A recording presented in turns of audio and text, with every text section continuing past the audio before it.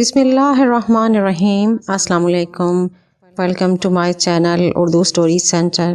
نئے آنے والوں سے گزارش ہے کہ ہمارے چینل کو سبسکرائب کر دیجیے اور چینل پر موجود گھنٹی کے بٹن کو ضرور پریس کر دیں تاکہ آنے والے نئے نوٹیفیکیشن سب سے پہلے آپ تک پہنچ سکیں۔ پیش خدمت ہے اردو ناول دیوالی کا اگلا حصہ۔ آؤ دیوالی، ڈرو نہیں، میرے قریب آؤ، میں نے کہا تھا نا کہ مجھے تمہاری ضرورت ہے۔ اچانک ہی دیوالی کو احساس ہوا کہ اس وقت وہ خطرے میں ہے، اسے اس کے قریب نہیں جانا چاہیے۔ چنانچہ وہ پلٹ کر بھاگی۔ خوف سے اس کا دماغ معاف ہو رہا تھا، سوچنے سمجھنے کی صلاحیتیں مفلوج ہو رہی تھیں۔ وہ سیڑھیوں کے راستے پر جانے کے بجائے نہ جانے کدھر راستہ بھول گئی۔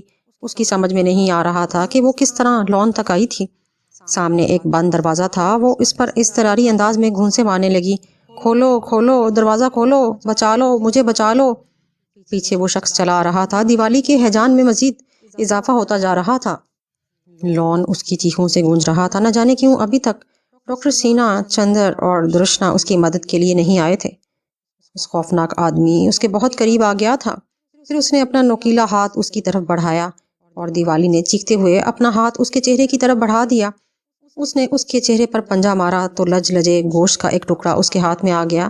ایک بار پھر دیوالی کے منہ سے ایک دہشت ناک چیخ نکلی اور یہ چیخ ڈاکٹر سینا نے بھی سن لی۔ وہ اٹھ کر بیٹھ گیا اور پھر جب اس کے کانوں نے دوسری چیخ سنی تو وہ تیزی سے دیوالی کی طرف کے کمرے کی طرف بھاگا۔ کمرے کا دروازہ کھلا ہوا تھا۔ اس نے دیوالی کو دیکھا۔ دیوالی کمبل اوڑے لیٹی ہوئی تھی، لیکن وہ اس طرح جنبش کر رہی تھی جیسے کسی سے جنگ کر رہی ہو۔ اس کے ہاتھ پاؤں کس انداز میں اٹھ رہے تھے، جیسے کسی سے کشتی کر رہی ہو یا خود کو کسی سے چھڑا رہی ہو۔ وہ بری طرح سے اچھل رہی تھی۔ اس کی ہولناک چیخوں میں اضافہ ہوتا جا رہا تھا۔ ڈاکٹر سینا پھرتی سے دیوالی کے قریب پہنچا۔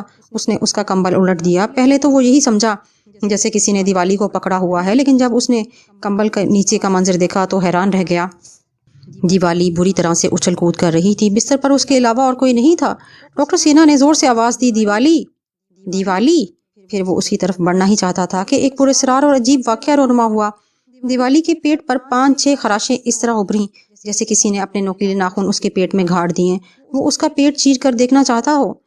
خراشیں کافی گہری تھیں اور ان سے خون ابلنے لگا۔ دیکھتے ہی دیکھتے اس کا پیٹ لہو لہان ہو گیا۔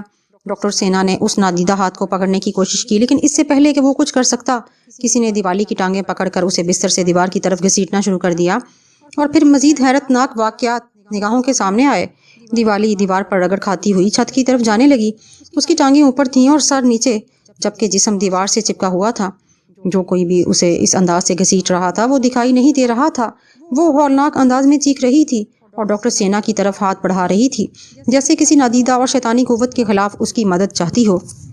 ڈاکٹر سینا نے ایک بار پھر اس کی طرف ہاتھ بڑھایا، مگر اس کا ہاتھ دیوالی کو تھامنے میں کامیاب نہ ہو سکا، اس لیے کہ وہ چھت تک پہنچ چکی تھی۔ پھر وہ چھت سے نیچے کی طرف چپک گئی۔ چند ہی لمحے اسی طرح سپاٹ چھت سے چپکے رہنے کے بعد وہ ایک دھماکے سے بستر پر گری اور شفاف بستر خون میں ڈوب گیا۔ دیوالی سر سے پاؤں تک خون میں لت پت تھی اور وہ 1-2 بار بستر سے اچھلی۔ پھر اس کے حلق سے چند دلخراش چیخیں نکلیں اور وہ بستر سے فرش پر گر پڑی۔ اس کے بعد وہ ساکت ہو گئی اور اس کے ہاتھ پاؤں نامناسب زاویوں پر مڑ گئے۔ ڈاکٹر سینا حیرت اور رنج و غم سے اسے تکتا رہ گیا۔ اس نے اپنی تمام زندگی میں اتنی ہولناک منظر کبھی نہیں دیکھے تھے۔ ڈاکٹر سینا پریشان نظروں سے دیوالی کو دیکھتا رہا۔ حسن و جمال کی مورت زخموں سے چور پڑی ہوئی تھی۔ اس کا چہرہ دھلے لٹھے کی طرح سفید ہوا پڑا تھا۔ دوسرے کمروں میں درشنا اور چندر موجود تھے۔ کہیں کہیں کسی کی آواز سنائی نہیں دے رہی تھی۔ اس کا مطلب تھا کہ ان میں سے کسی کو اس ہنگامہ آرائی کے بارے میں پتہ نہیں تھا۔ خود ڈاکٹر سینا کی ہمت نہ پڑی کہ دیوالی کو بازوؤں میں اٹھا کر یہاں سے لے جائے۔ درشنا کو جگانا ضروری تھا۔ چنانچہ وہ برق رفتاری سے باہر دوڑا اور اس نے پہلے چندر اور درشنا کو جگایا۔ کیا بات ہے ڈاکٹر، خیریت؟ اتنے پریشان کیوں ہو؟ چندر نے حیرت سے پوچھا۔ چندر، ہاں ہاں بولو، چندر نے کہا۔ دیوالی، کیا ہوا دیوالی کو؟ درشنا نے خوفزدہ لہجے میں کہا۔ اسے فوراً ہسپتال لے جانا ہوگا۔ ہسپتال کیوں؟ چندر نے مدہوش لہجے میں کہا۔ آؤ دیکھو تو صحیح، سینا نے کہا اور دیوالی کے کمرے کی طرف دوڑا۔ چندر اور درشنا بھی اس کے پیچھے دوڑ رہے تھے۔ سینا دیوالی کے کمرے میں داخل ہو گیا۔ اس کے منہ سے آواز نکلی، دیکھو اسے کیا ہوا ہے۔ یہ کہہ کر اس نے دیوالی کے بستر کی طرف اشارہ کیا، لیکن پھر اس کے حلق میں آواز گھٹ کر رہ گئی۔ اس کی گردن چاروں طرف گھوم رہی تھی۔ وہ پورے کمرے میں دیکھ رہا تھا، لیکن دیوالی کا کہیں پتہ نہیں تھا۔ دیوالی کہاں ہے سینا؟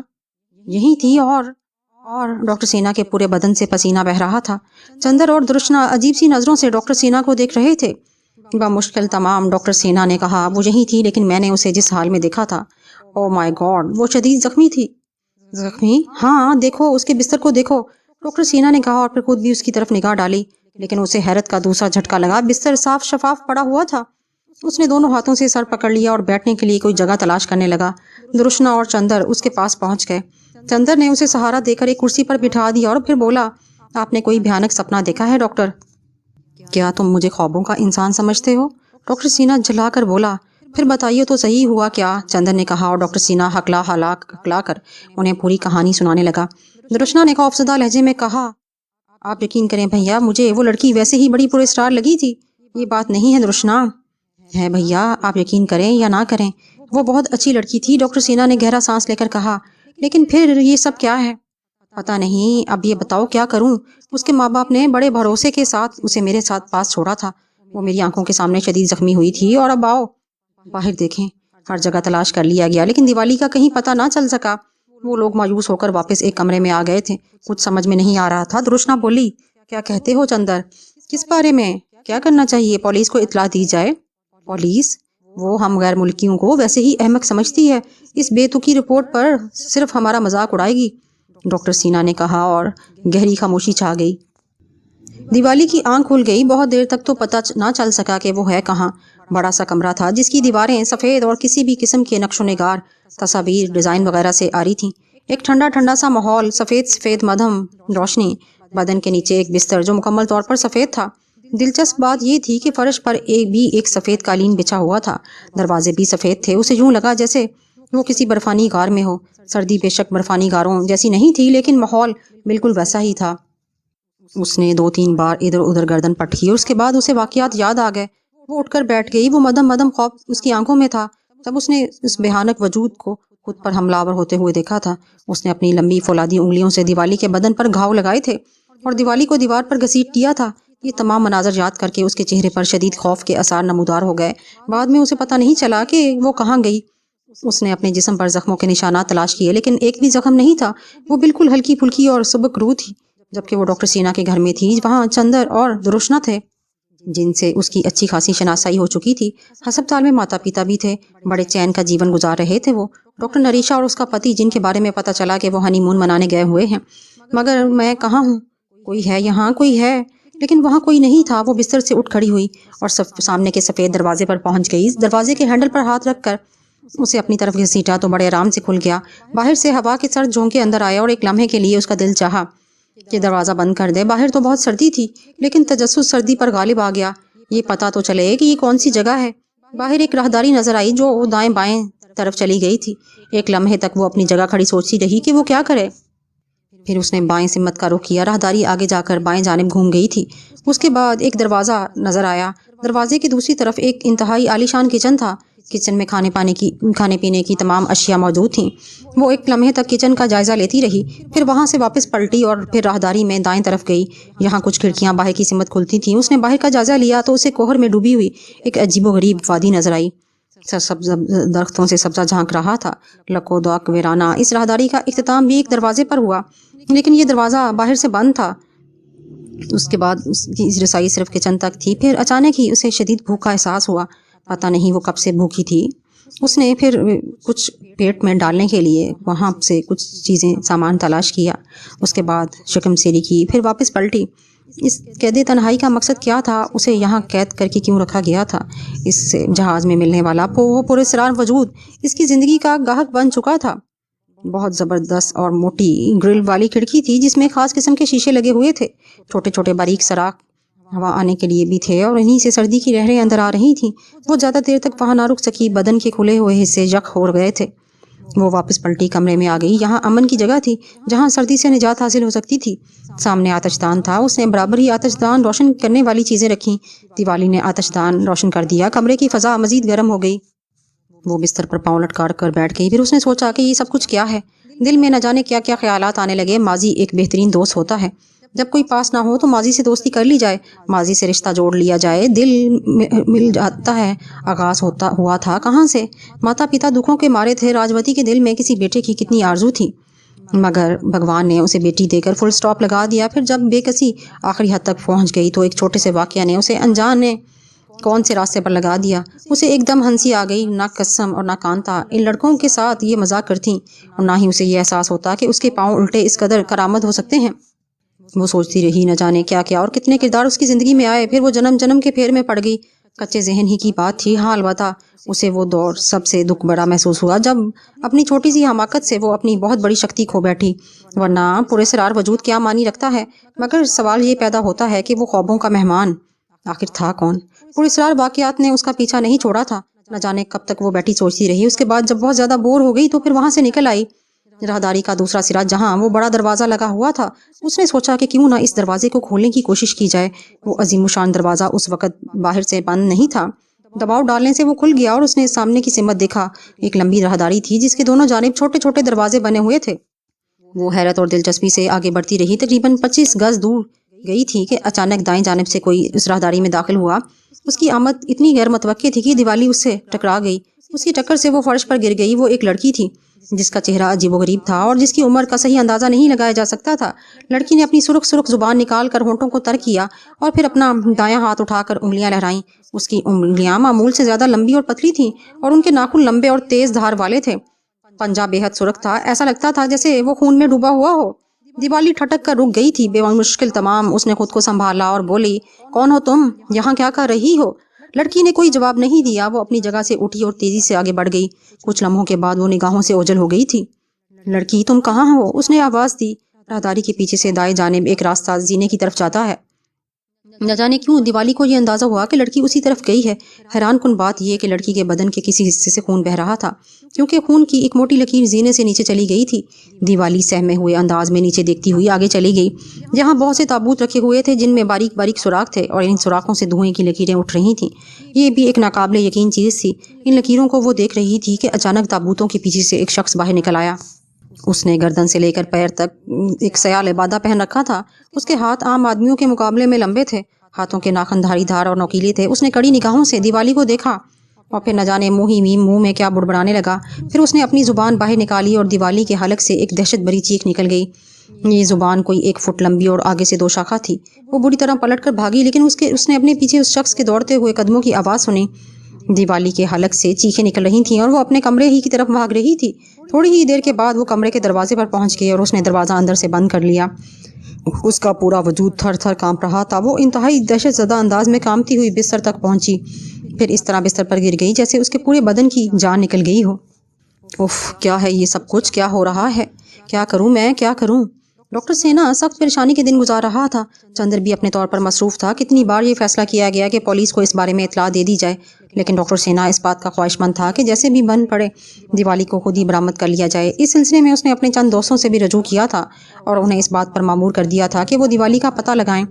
اصل میں پولیس کا معاملہ بھی بہت سنگین ہو جاتا تھا۔ اس کے بعد لازمی بات تھی کہ پولیس والے ننند کشور راجوتی سے بھی رابطہ قائم کرتے اور انہیں علم ہو جاتا کہ دیوالی اس طرح غائب ہو گئی ہے۔ اس انکشاف کے اثرات ننند کشور پر بہتر نہیں ہو سکتے تھے، جو صحت کی منزلیں طے کر رہا تھا، اور ایک ڈاکٹر ہونے کی حیثیت سے خود ڈاکٹر سینا کو بھی یہ بات معلوم تھی کہ اس وقت ننند کشور کے ذہن پر کوئی برا اثر نہیں پڑنا چاہیے، ورنہ اسے نقصان پہنچ سکتا ہے۔ پہلا دن تو گزر گیا، وہ ننند کشور اور راجوتی کے سامنے ہی نہیں گیا تھا۔ رات کو تینوں سر جوڑ کر بیٹھ گئے۔ چندر نے کہا، آپ یقین کریں سینا بھیا، جتنے میرے وسائل ہو سکتے تھے میں نے ان سے کام لینے کی کوشش جاری کر دی ہے۔ سب سے بڑی بات یہ کہ وہ پراسرار شخصیت آخر کس کی تھی اور وہ دیوالی سے اس کا کیا واسطہ ہے۔ اگر یہ پتہ چل جائے تو شاید ہم قدم آگے بڑھا سکیں۔ سوال یہ پیدا ہوتا ہے کہ یہ پتہ کس سے چلے؟ یہی سب سے مشکل کام ہے۔ آکاش ہم اس کی مدد کر سکیں، اس کے سوا اور کوئی چارہ کار نہیں کہ کس طرح بیوی بن پڑے۔ اس کے ماتا پتا سے ہی اس کے بارے میں معلوم کیا جائے، مگر بات وہی ہے کہ انہیں شبہ نہیں ہونا چاہیے۔ میرا خیال ہے تم لوگ بھی ساتھ چلو، سب کے سامنے جو گفتگو ہوگی وہ بڑی کارآمد رہے گی۔ پھر وہ تینوں ہسپتال پہنچ گئے۔ راجوتی اور اس کے شوہر نے ان کے پیچھے دیکھا تھا۔ ان کا خیال تھا کہ دیوالی بھی آئی ہوگی۔ تینوں نے اپنے آپ کو پوری طرح سنبھالا ہوا تھا۔ آپس میں یہ طے کر لیا تھا کہ انہیں کسی طرح ننند کشور راجوتی کے سامنے دیوالی کے بارے میں بات کرنی ہے۔ جب دیوالی نظر نہ آئی تو ننند کشور ہی نے پوچھا، دیوالی کہاں ہے؟ بس ننند کشور جی، بڑی زندہ دل ہے آپ کی دیوالی جی۔ انہوں نے یہاں آتے ہی 2-3 سہیلیاں بنا لیں جن کا تعلق آپ ہی کے وطن سے ہے۔ سہیلیوں کے ساتھ وہ لندن گھومنے نکل گئی۔ آپ کے لیے ایک پیغام بھی ہے۔ اکیلی نکل گئی ہے؟ اکیلی نہیں، بلکہ ان کی جو سہیلیاں ہیں وہ بھی اعلیٰ خاندان والی ہیں۔ میں ان کو اچھی طرح جانتا ہوں، بلکہ ان کے خاندان کو بھی جانتا ہوں۔ پورا گروہ گھومنے کے لیے نکلا ہے اور مجھے تو لگتا ہے کہ یہ لوگ اس گھومنے پھرنے میں کئی دن لگا دیں گے۔ دیوالی نے بتایا نہیں ہمیں، مجھے جو بھیجا ہے آپ کے پاس۔ اصل میں ان کی سہیلیوں نے بھی انہیں بہت زیادہ مجبور کر دیا۔ ویسے آپ بالکل فکر نہ کریں، وہ سب ہمارے جانے پہچانے لوگ ہیں۔ تب تو ٹھیک ہے، ہم نے تو تم ہی لوگوں کے سہارے پر یہاں جیون بتا رہے ہیں۔ ویسے آنٹی، دیوالی اپنی فطرت میں بے حد عجیب ہے۔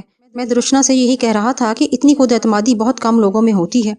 بس کیا بتائیں، بڑا کنبا تھا ہمارا، پر سنسار بڑی بری جگہ ہے۔ یہ دولت جو ہے نا، یہ سگے بھائیوں کو آپس میں دور کر دیتی ہے۔ ایسا ہی ہوا ہمارے ساتھ، بھائی اپنی اپنی بیٹیوں بیویوں میں لگ گئے۔ ایک چھوٹا سا قصبہ تھا ہمارا جہاں ہم لوگ رہتے تھے، دیوالی نے بھی وہیں ہوش سنبھالا۔ ایک کمی تھی اس کے اندر جسے ہم لوگوں کو اور پسماندہ کر دیا۔ بہرحال بھگوان کی مرضی، کوئی کیا کر سکتا ہے۔ پھر یہی ہوا کہ دیوالی کو خود اپنے پیروں پر کھڑا ہونا پڑا، اور بھگوان نے اسے وہ عقل دی کہ اس نے ہمارے دن ہی پھیر دیے۔ ایک سوال کروں آپ سے، کیا دیوالی جی کو پراسرار علوم سے بھی دلچسپی رہی ہے؟ پراسرار علوم مطلب یہ کہ جنتر منتر؟ بھائی سچی بات ہے کہ ایک بات بتاؤں تمہیں، میں تو معذور ہو چکا تھا، مجھے اس کے بارے میں کچھ بھی معلوم نہیں۔ لیکن ایک بات میں جانتا ہوں کہ میری بیٹی کردار کی بہت اچھی ہے۔ اس نے ہمیں یقین دلایا تھا کہ اس کے کردار میں کوئی کھوٹ نہیں، اور وہ اپنا دفاع کرنا جانتی ہے۔ پھر بھگوان سے بھی ہم نے یہی پرارتھنا کی تھی کہ بھگوان، ہم تو اس قابل نہیں کہ ایک جوان بیٹی کی نگرانی کر سکیں۔ اب یہ سب کچھ تمہارے ہاتھ میں ہے۔ یہ لوگ نہ جانے کب تک باتیں کرتے رہے ہیں، لیکن ایسے کسی کردار کے بارے میں کچھ بھی نہیں معلوم ہو سکا۔ بہرحال یہ یقین دلا دیا تھا انہوں نے راجوتی اور ننت کشور کو کہ دیوالی ابھی کئی دن تک واپس نہیں آئے گی، اور وہ جہاں بھی ہے ٹھیک ہے۔ ایک عجیب و غریب زندگی گزر رہی تھی، اور دیوالی سوچ رہی تھی کہ آخر اب ہوگا کیا، کوئی بات سمجھ میں تو آئے۔ وہ بری طرح پریشان ہو گئی تھی، جانتی تھی کہ ماں باپ کا کیا حال ہوگا۔ بڑی خوفناک جگہ تھی یہ، بظاہر انتہائی آرام دہ لیکن بے حد خوفناک۔ کچن تھا جس میں کھانے پینے کی چیزوں کے انبار تھے، اور بڑا کمرہ جو ہر قسم کی سہولتوں سے آراستہ تھا۔ باتھ روم بے حد شاندار۔ اس وقت اس کا دل نہانے کو چاہ رہا تھا، چنانچہ وہ باتھ روم میں چلی گئی۔ کپڑے اتار کر ٹب میں لیٹی تو اس کے دل میں عجیب و غریب خیالات آ رہے تھے۔ پھر اچانک ہی اس پر غنودگی سی طاری ہونے لگی۔ وہ آنکھیں بند کر کے سر جھٹکنے کی کوشش کرنے لگی، لیکن اس کا سر باتھ روم کے ٹب کے کنارے پر ٹک گیا اور ٹانگیں سکڑنے لگیں۔ اچانک اس کی دونوں ٹانگوں کے بیچ سے ایک سیاہ اور مکروہ ہاتھ ابھرا۔ ہاتھوں کی انگلیاں بے حد پتلی پتلی تھیں اور اتنی سرخ تھیں جیسے خون میں ڈوبی ہوئی۔ انگلیوں کے ناخن نوکیلے اور دھاردار تھے۔ وہ ہاتھ بتدریج پانی کی سطح سے بلند ہو رہا تھا، ایسا لگا جیسے وہ اسے اپنی گرفت میں لینا چاہتا ہو۔ پھر ایک دم وہ چونک سی پڑی اور ہاتھ حیرت انگیز طور پر غائب ہو گیا۔ وہ اپنے قرب و جوار کا جائزہ لیتی رہی۔ ایک بار پھر اس پراسرار نیند طاری ہونے لگی۔ اچانک وہ دو ہیبت ناک ہاتھوں نے اس کی ٹانگیں پکڑ کر کھینچیں تو وہ ٹب کی تہہ میں چلی گئی۔ پھر اس کے حلق سے ایک لمبی اور لرزہ خیز چیخ نکلی۔ ٹب کی تہہ میں بالکل تاریکی تھی اور اسے اپنا دم گھٹتا ہوا محسوس ہو رہا تھا۔ اس کے منہ اور ناک سے بلبلے اٹھ رہے تھے۔ وہ اپنی ٹانگوں کا زور لگا کر اوپر کو اچھلی اور اس نے ٹب کے کناروں کو گرفت میں لے لیا۔ ایک بار پھر اس کے حلق سے ایک ہیبت ناک دھار نکلی۔ دو نوکیلے اور ہیبت ناک ہاتھوں نے اس کی ٹانگیں پکڑ رکھی تھیں۔ وہ اپنی ٹانگوں کو ان ہاتھوں کی گرفت سے چھڑانے کی کوشش کرنے لگی اور اس کی پنڈلیوں پر ناخنوں کے نشانات بن گئے۔ دفعتنی اسے ایسا لگا جیسے وہ جاگ گئی ہو۔ اس نے آنکھیں پھاڑ پھاڑ کر چاروں طرف دیکھا۔ اس وقت وہ اپنے بستر پر تھی۔ وہ سفید کمرہ، وہی سفید بستر۔ او میرے خدا، میرے خدا! تو کیا میں پھر وہی خواب دیکھ رہی تھی؟ یہ خواب میری زندگی لے لیں گے، لیکن یہ کیسے خواب ہیں، کیسے خواب ہیں یہ؟ وہ منحوس وجود کون تھا؟ اچانک اس کی گردن مڑی۔ وہ کونی کے بل تکیے سے ٹکی ہوئی تھی۔ کمرے میں حبس سا محسوس ہوا۔ وہ اپنی جگہ سے اٹھی اور کھڑکی کے قریب چلی گئی۔ تازہ ہوا کا جھونکا اس سے ٹکرایا۔ اس نے فرحت محسوس کی۔ دفعتاً ہی اسے کوئی سرگوشی سنائی دی۔ دیوالی، دیوالی! وہ راہداری کی اس کھڑکی کی چاروں طرف دیکھنے لگی۔ دونوں طرف خاموشی تھی۔ وہ آہستہ آہستہ اس دروازے کی طرف بڑھی۔ وہ بہت بڑا اور وزنی تھا، لیکن اس وقت بھی وہ دروازہ کھلا ہوا تھا۔ وہ دروازے سے آگے بڑھ کر راہداری میں چلی گئی۔ راہداری کے بالکل آخری سرے پر پہلی بار اسے ایک اور دروازہ کھلا نظر آیا، جس کے دوسری طرف لان پھیلا ہوا تھا۔ ہر چند کہ یہ لان تاریکی میں ڈوبا ہوا تھا، لیکن تاروں کی چھاؤں میں موجود تھی اور اس لان کے مناظر نظر آ رہے تھے۔ گھنے درخت تاریکی میں لہلہا رہے تھے اور ان سے عجیب و غریب آوازیں پیدا ہو رہی تھیں۔ دیوالی نے لان پار کرنے کی کوشش کی اور دوسری طرف پہنچ گئی۔ اچانک ہی اسے ایک سرسراہٹ سی سنائی دی اور اس کا دل دھڑک اٹھا۔ اس نے ادھر ادھر دیکھا مگر کوئی نظر نہیں آیا۔ البتہ لان کے دوسرے سرے پر اسے ایک عمارت کا سرا نظر آیا جس میں 8 سیڑھیاں تھیں۔ وہ سینے پر پہنچ گئی اور ایک بار پھر اسے سرگوشی سنائی دی، دیوالی! سمجھ میں نہیں آ رہا تھا کہ اسے بلانے والا کون ہے۔ 8 سیڑھیاں طے کر کے وہ دروازے پر پہنچی، پھر دروازہ کھول کر اندر داخل ہو گئی۔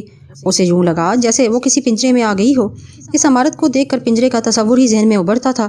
کمروں میں اوپر سے لے کر نیچے تک سلاخیں لگی ہوئی تھیں۔ بہت سا سامان چاروں طرف بکھرا پڑا تھا۔ سمجھ میں نہیں آ رہا تھا کہ یہ کون سی جگہ ہے۔ پھر اچانک ایک دروازہ کھلا اور ایک آدمی اندر داخل ہوا۔ اسے دیکھ کر دیوالی کے منہ سے ایک ہلکی سی چیخ نکل گئی۔ یہ وہی ہیبت ناک انسان تھا جو اسے جہاز میں ملا تھا اور جس کے ملنے کے بعد زندگی کے بدترین دور کا آغاز ہو گیا تھا۔ دیوالی سے نگاہیں ملیں تو وہ ہنسنے لگا۔ اس کے دانت بالکل سرخ تھے، ہونٹوں پر جیسے خون لگا ہوا ہو۔ دیوالی خوف و دہشت کے عالم میں پیچھے ہٹنے لگی تو وہ خوفناک انداز میں ہنسا، پھر بولا، مجھ سے بھاگنا بیکار ہے، میں تمہارے خوابوں کا مہمان ہوں۔ دیوالی نے نہ جانے کس طرح پیچھے کی سمت چھلانگ لگائی تھی، پھر وہ گرتی پڑتی اس عمارت سے باہر نکل آئی۔ باہر بدستور تاریکی کی حکمرانی تھی، دائیں جانب پودوں کی باڑ تھی۔ جب وہ اس کے قریب پہنچی تو وہ خوفناک صورت والا آدمی اچانک باڑ ہٹا کر نمودار ہو گیا۔ ایک بار پھر دیوالی کے منہ سے ایک لرزہ خیز چیخ نکلی اور وہاں سے بھاگی۔ کوڑے کا ڈرم دائیں جانب پڑا ہوا تھا، اس نے اسے راستے میں کر دیا تاکہ اس کے پیچھے دوڑنے والا اس سے ٹکرا کر گر پڑے، لیکن وہ خوفناک چہرے والا آدمی ہر قسم کی رکاوٹوں کو عبور کرتا ہوا اس کے پیچھے چلا آ رہا تھا، اور یوں لگتا تھا جیسے اس نے جان بوجھ کر اپنی رفتار سست کر رکھی ہو، وہ صرف اسے دوڑا رہا ہو، پکڑنا نہ چاہتا ہو۔ یہاں تک کہ دیوالی واپس اس راہداری میں پہنچ گئی۔ دروازہ کھول کر وہ اندر آئی اور اس نے دروازہ بند کرنے کے بعد تیزی سے دوڑنا شروع کیا، لیکن اچانک ہی زمین یوں محسوس ہوئی جیسے نرم ہو گئی ہو۔ وہ پاؤں اٹھا کر بھاگنے کی کوشش کر رہی تھی، لیکن جیسے پاؤں گیلی کیچڑ میں پھنس گئے ہوں۔ وہ پوری جسمانی قوت صرف کر رہی تھی۔ اچانک ایک زوردار دھماکہ ہوا اور کہیں لگے ہوئے شیشے چھناکے سے ٹوٹ گئے، شیشوں کی کرچیاں راہداری میں بکھر گئیں۔ وہ آگے بڑھتی رہی اور بامشکل تمام کمرے کے دروازے تک پہنچ گئی۔ اس کے حلق سے لرزہ خیز چیخیں نکل رہی تھیں۔ بامشکل تمام اس نے دروازہ کھولا اور اندر داخل ہو گئی۔ اس کا چہرہ خوف اور دہشت سے بگڑ گیا تھا، آنکھیں پھٹ گئی تھیں اور ہونٹ کانپ رہے تھے، لیکن پھر اس کی نگاہ اپنے بستر پر پہنچی اور اسے اپنا جسم تھکا تھکا محسوس ہونے لگا۔ یوں لگ رہا تھا جیسے اس کے بدن کی جان نکل گئی ہو۔ اب کہاں جائے؟ بستر پر وہی موجود تھا، پر پیچھے کا دروازہ بھی ایک زبردست آواز کے ساتھ بند ہو گیا۔ وہ اپنی جگہ سے اٹھا اور آہستہ آہستہ چلتا ہوا دیوالی کے پاس پہنچ گیا۔ اب میں تم سے کوئی مقابلہ نہیں کر سکتی، میں ہار گئی ہوں، میں تھک گئی ہوں، میں اب میں کچھ نہیں کر سکتی، میری زندگی لے لو، ختم کر دو مجھے۔ نہیں، میں تمہیں ختم نہیں کر سکتا بیلا، میں تمہیں ختم نہیں کر سکتا، مجھے تمہاری ضرورت ہے، مجھے تمہاری ضرورت ہے۔ میں کہہ چکی ہوں کہ اب میں کوئی مزاحمت نہیں کر سکتی، تم آخر ہو کون؟ آؤ بیٹھو، میں تمہیں اپنے بارے میں بتاؤں، کون ہوں، کیا ہوں، شاید تمہیں میری باتیں سن کر اندازہ ہو جائے بیلا۔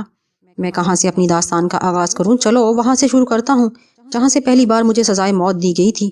یہ سزائے موت مجھے حکومت ایران نے 3 افراد کے قتل پر دی تھی، اور فیصلہ سننے کے 4 گھنٹے بعد ہی مزید 3 افراد کو قتل کر کے میں ایران سے افغانستان اور پھر وہاں سے ہندوستان آ گیا تھا۔ 1 سال تک میں نے کوئی واردات نہیں کی، لیکن 1 سال کے بعد مجھے ایسا محسوس ہوا جیسے میں شریف آدمی بنتا جا رہا ہوں۔ اس سے زیادہ خوف کی بات اور کیا ہو سکتی ہے؟ میں شریف آدمی نہیں بننا چاہتا تھا، یہ نام میرے لیے گالی تھا۔ بہت شریف آدمی تھا میں، کسی زمانے میں 8 سال تک کوئلے کی کان میں کام کرتا رہا، ڈبل ڈیوٹی کر کے زیادہ پیسے کماتا تھا تاکہ اپنی ماں کی بیماری کا علاج کراؤں۔ ٹی بی کی مریضہ تھی اور جینا چاہتی تھی، لیکن میری دن رات کی محنت بھی اس کی زندگی نہ بچا سکی۔ میں اسے مہنگے علاج کا متحمل نہ ہو سکا۔ 4 دن فاقے کرتا رہا، 5ویں دن ایک آدھ ڈبل روٹی پانی کے ذریعے معدے میں اتار لیتا تاکہ زندہ رہوں۔ میری کمائی میری ماں کی زندگی کو زندگی دے دے، لیکن دواؤں کی قیمت آسمان سے باتیں کر رہی تھی۔ ڈاکٹر منہ لگانے کو تیار نہیں تھے۔ ششانت ناتھ ٹی بی کے علاج کے سب سے بڑے ماہر تھے۔ ایک صبح ہی ہاتھ جوڑ کر ان کے گھر عظیم الشان پھاٹک پر کھڑا ہو گیا۔ اندر جانے کی اجازت نہیں تھی، اس لیے ان کی کار کے باہر نکلنے کا انتظار کرنے لگا، اور جب وہ فرعون بے سماں باہر نکلا تو میں اس کی کار کے سامنے سجدہ ریز ہو گیا۔ میں نے رو رو کر اس سے ماں کی زندگی کی بھیک مانگی، اور اس نے کہا، ہسپتال کی باتیں میں صرف ہسپتال میں کرتا ہوں، اور ہسپتال میں وہ صرف ان لوگوں سے ملتا تھا جو اس کی فیس ادا کر کے اندر داخل ہوتے تھے۔ چنانچہ میری ماں مر گئی۔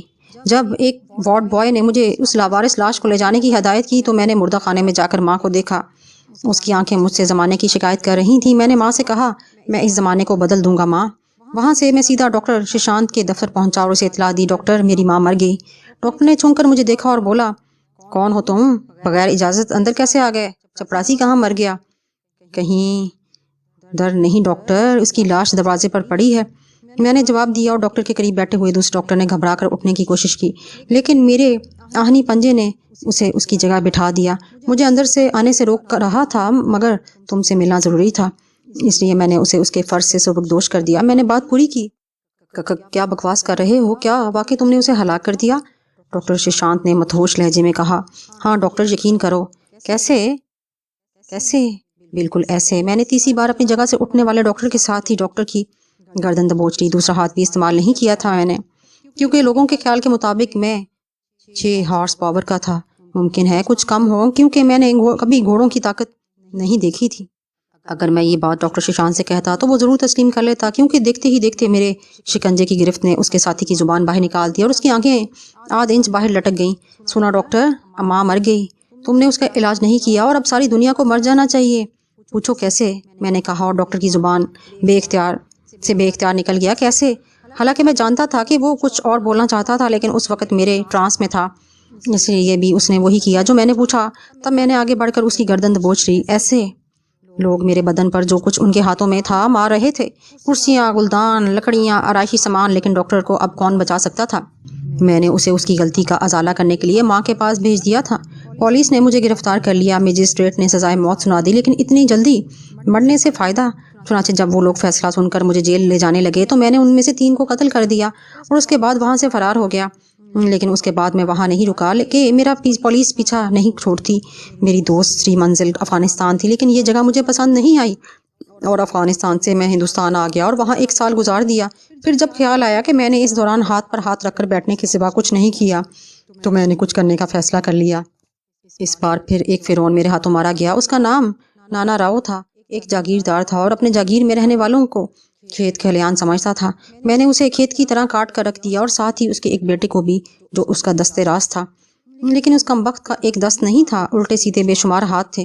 گولی نہ چلتی اور میری ٹانگ میں نہ لگتی تو میں صاف نکل گیا تھا، لیکن ایک ٹانگ سے مجھے بھاگنے کا تجربہ نہ تھا، اس لیے میں پکڑا گیا اور شرمان مجسٹریٹ صاحب نے یہاں بھی مجھے موت کا فیصلہ سنا دیا۔ یہ میری دوسری سزائے موت تھی، لیکن اصل موت ان 5 سنتریوں کی آئی جو میری کال کوٹری کے نگران تھے۔ قیدیوں کے ایک گروہ نے، جس کا سرگنا رٹھور ناتھ تھا، فرار کے منصوبے میں مجھے بھی شریک کر لیا، حالانکہ میں آہنی سلاخوں والی کھڑکیوں کی چوکھٹ سمیت دیوار سے نکل لینے میں کوئی دقت محسوس نہیں کرتا تھا۔ بس فرار کا سب سے قیمتی مددگار میں ہی تھا۔ 5 سنتریوں کو میں نے اس طرح ہلاک کر دیا جیسے لکڑیاں کاٹی جاتی ہیں۔ راٹھور نے خوش ہو کر مجھے ہندوستان سے نکال کر یورپ پہنچا دیا۔ تیسری سزائے موت مجھے ایک یورپی ملک میں ملی، لیکن پھر اسے سزائے قید میں تبدیل کر دیا گیا اور 3 سال میں نے یورپین جیل میں گزارے۔ یہ کوئی جیل تھی، نہ مار پیٹ، نہ دھول دھپا۔ ایک شریف قاتل سے ایک معصوم ڈاکو، یوں لگتا تھا جیسے یہاں جرم بھی شرافت سے ہوتا ہے۔ نہ دل لگا تو بھاگ نکلا اور لندن پہنچ گیا، لیکن لندن کی پولیس تیز تھی، 1 سال بھی نہ گزرا تھا کہ مجھے پہچان لیا گیا۔ انہوں نے چالاکی سے مجھے گرفتار کر لیا، اس کے بعد نہ جانے کہاں کہاں کی خاک چھانی پڑی۔ شاید یہ لوگ ایک مجبور قیدی کو دنیا دکھا رہے تھے۔ اصل کہانی اس سفر سے شروع ہوتی ہے، لیکن یہ میری موت کی کہانی ہے۔ اس کیس میں مر گیا، اور کیا جب کسی انسان کا عہد مر جائے، جب اس کی زندگی کا مقصد مر جائے تو پھر وہ اپنے آپ کو زندہ کہنے کا حق نہیں رکھتا؟ اس لڑکی نے مجھے قتل کر دیا جس کا نام بیلا تھا۔ آپ یقین کریں کہ 13 سال کی یہ معصوم لڑکی ایک وحشی انسان کی قاتل تھی۔ میں سمندری جہاز سے لمبے سفر کرتا تھا، وہ ایک یورپی کمپنی کا جہاز تھا۔ مجھے بھی جیٹی پر پہنچا دیا گیا۔ وہاں عجیب ہنگامہ برپا تھا۔ سینکڑوں مسافر جو جہاز پر سوار ہونے والے تھے میری طرح قیدی نہ تھے، اپنے دوستوں، عزیزوں اور رشتہ داروں سے رخصتی سلام کر رہے تھے۔ خلیلوں کی بھاگ دوڑ، موٹروں کے بجتے ہوئے ہارن، سامان کی ریل پیل اور ایک دوسرے کو پکارنے کی مسلسل آوازیں، بڑا دلچسپ منظر تھا۔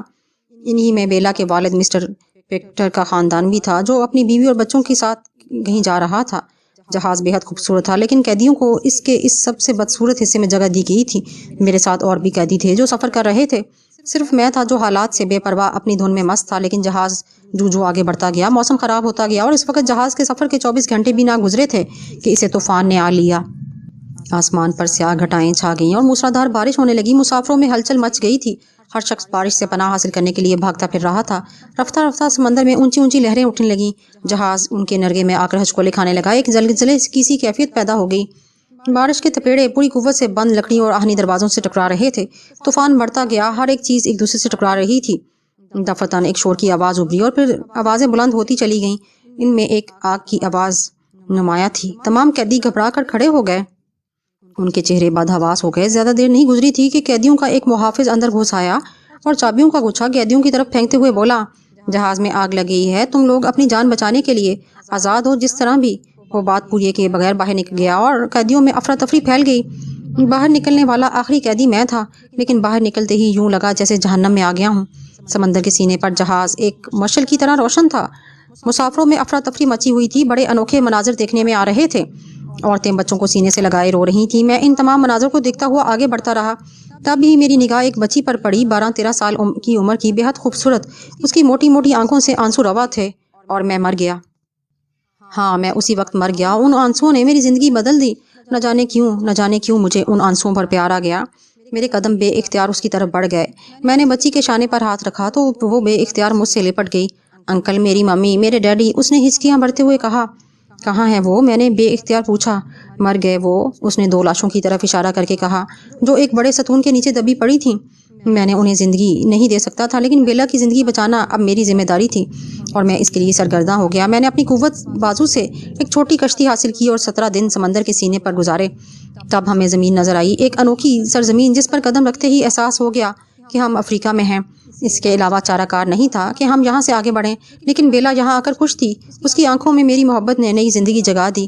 وہ بڑے پیار سے مجھے انکل کہتی تھی اور میں اپنی پچھلی زندگی کے بارے میں سوچ کر ضرور رہ جاتا تھا کہ وہ نہ رہا تھا جو راستے بے حد دشوار گزار تھے. ہمیں ایک خوفناک پل طے کرنا پڑا جسے عبور کرنا انسانوں کے بس کی بات نہیں تھی، لیکن میری ہمت نہ ٹوٹی. میں بیلا کے لیے مہذب دنیا میں واپسی چاہتا تھا، ایک نئے انسان کی حیثیت سے، اور اسی لیے میں آگے بڑھ رہا تھا تاکہ نکلنے کا کوئی راستہ ملے. ہم آگے بڑھتے رہے. خوفناک مناظر ہمارے اطراف بکھرے پڑے تھے. سرزمین افریقہ بے حد حسین تھی، لیکن اس حسن میں وحشت تھی. درندے، زہریلے جانور اور نہ جانے کیا کیا. ایک دلدلی خطے کو عبور کر کے ہم ایک حسین وادی میں آ گئے جس کے سرے پر ایک ندی بہتی نظر آ رہی تھی. انکل، پانی! بیلا بے اختیار چیخ اٹھی. میں نے دیکھ لیا. بیلا، آؤ، میں نے کہا اور ہم ندی کے قریب پہنچ گئے. ندی شفاف تھی. پانی میں اس کی تہ نظر آ رہی تھی جس میں رنگین پتھر چمک رہے تھے. بیلا ندی کے کنارے بیٹھ گئی. اس نے پانی پیا. میں نے بھی پیاس بجھائی تھی. بہت خوبصورت جگہ ہے انکل. ہاں. کیا میں پانی سے نہا لوں؟ اس نے پوچھا. ضرور نہاؤ، میں اس طرف بیٹھا ہوا ہوں. میں نے کنارے کے ایک درخت کی طرف اشارہ کر کے کہا اور بیلا پانی کی طرف بڑھ گئی. میرے دل میں بیلا کے لیے بے پناہ پیار تھا. اس معصوم بچی نے میری زندگی کا رخ ہی بدل دیا اور اب میں اس کے مستقبل کے لیے فکر مند تھا. میری خواہش تھی کہ اسے مہذب دنیا میں لے جا کر اس نئی زندگی دوں. بیلا کسی سنہری مچھلی کی طرح ندی کے شفاف پانی میں مچلتی پھر رہی تھی. وہ بے پناہ خوش تھی اور خوشی کا اظہار اس کے چہرے سے ہوتا تھا. اس کے حسین بال کھل گئے تھے اور پانی میں لہرا رہے تھے. اس دوران کنارے کی طرف ایک دفعہ بھی ذہن نہیں گیا، کوئی احساس ہی نہیں ہوا اور نہ ہی اس کی ضرورت پیش آئی. لیکن یوں ہی بے مقصد میں نے پانی میں نگاہیں ڈالیں تو اچانک مجھے احساس ہوا کہ کچھ سائے پانی کی لہروں پر رقصاں ہیں. میں بے اختیار چونک پڑا تھا. تب میں نے ندی کے کنارے کی طرف دیکھا. وہ میری نگاہیں حیرت سے کھلی رہ گئیں. بے شمار افراد تھے جن کے جسم قوت توانائی سے بھرپور، سیاہ اور چمکدار تھے. ان کے ہاتھوں میں لمبے لمبے نیزے دبے ہوئے تھے. سیاہ چہروں پر سفید آنکھیں بڑی خونخوار لگ رہی تھیں. جسم پر برائے نام لباس اور ان کی تعداد بے پناہ تھی. ندی کے کنارے وہ دور دور تک پھیلے ہوئے تھے. میں نے بے اختیار پلٹ کر ندی کے دوسرے کنارے کی طرف دیکھا اور پھر مجھے ہنسی آ گئی. یہ کنارہ بھی انہی سیاہ فاموں سے اسی طرح بھرا ہوا تھا. گویا انہوں نے ہمیں دونوں طرف سے گھیر لیا تھا. بیلا کی نگاہ ابھی تک ان پر نہیں پڑی تھی. وہ اب ندی کی شفاف تہ میں سے خوبصورت پتھر تلاش کر رہی تھی. کئی پتھر اس کی مٹھی میں دبے ہوئے تھے. پانی اتنا پرسکون اور آہستہ آہستہ بہنے والا تھا کہ بدن کو کوئی قوت نہیں صرف کرنا پڑتی تھی، جس کی بنا پر بیلا کا دل شاید ندی سے نکلنے کو نہیں چاہ رہا تھا. میں نے بیلا کو آواز دی اور بیلا مسکراتی ہوئی نظروں سے میری طرف دیکھنے لگی. کیا بات ہے انکل؟ کنارے کی طرف دیکھو، میں نے بھاری لہجے میں کہا اور بیلا نے کنارے کی طرف دیکھا.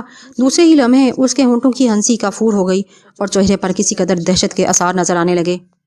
آہ انکل، یہ کالے کالے لوگ کیا یہ بھوت ہیں؟ اس نے خوفزدہ انداز میں سوال کیا اور جلدی سے میرے نزدیک پہنچ گئی. نہیں، انسان ہی ہیں، لیکن افریقہ کے اس علاقے کے باشندے اور ان کا رنگ سیاہ ہوتا ہے.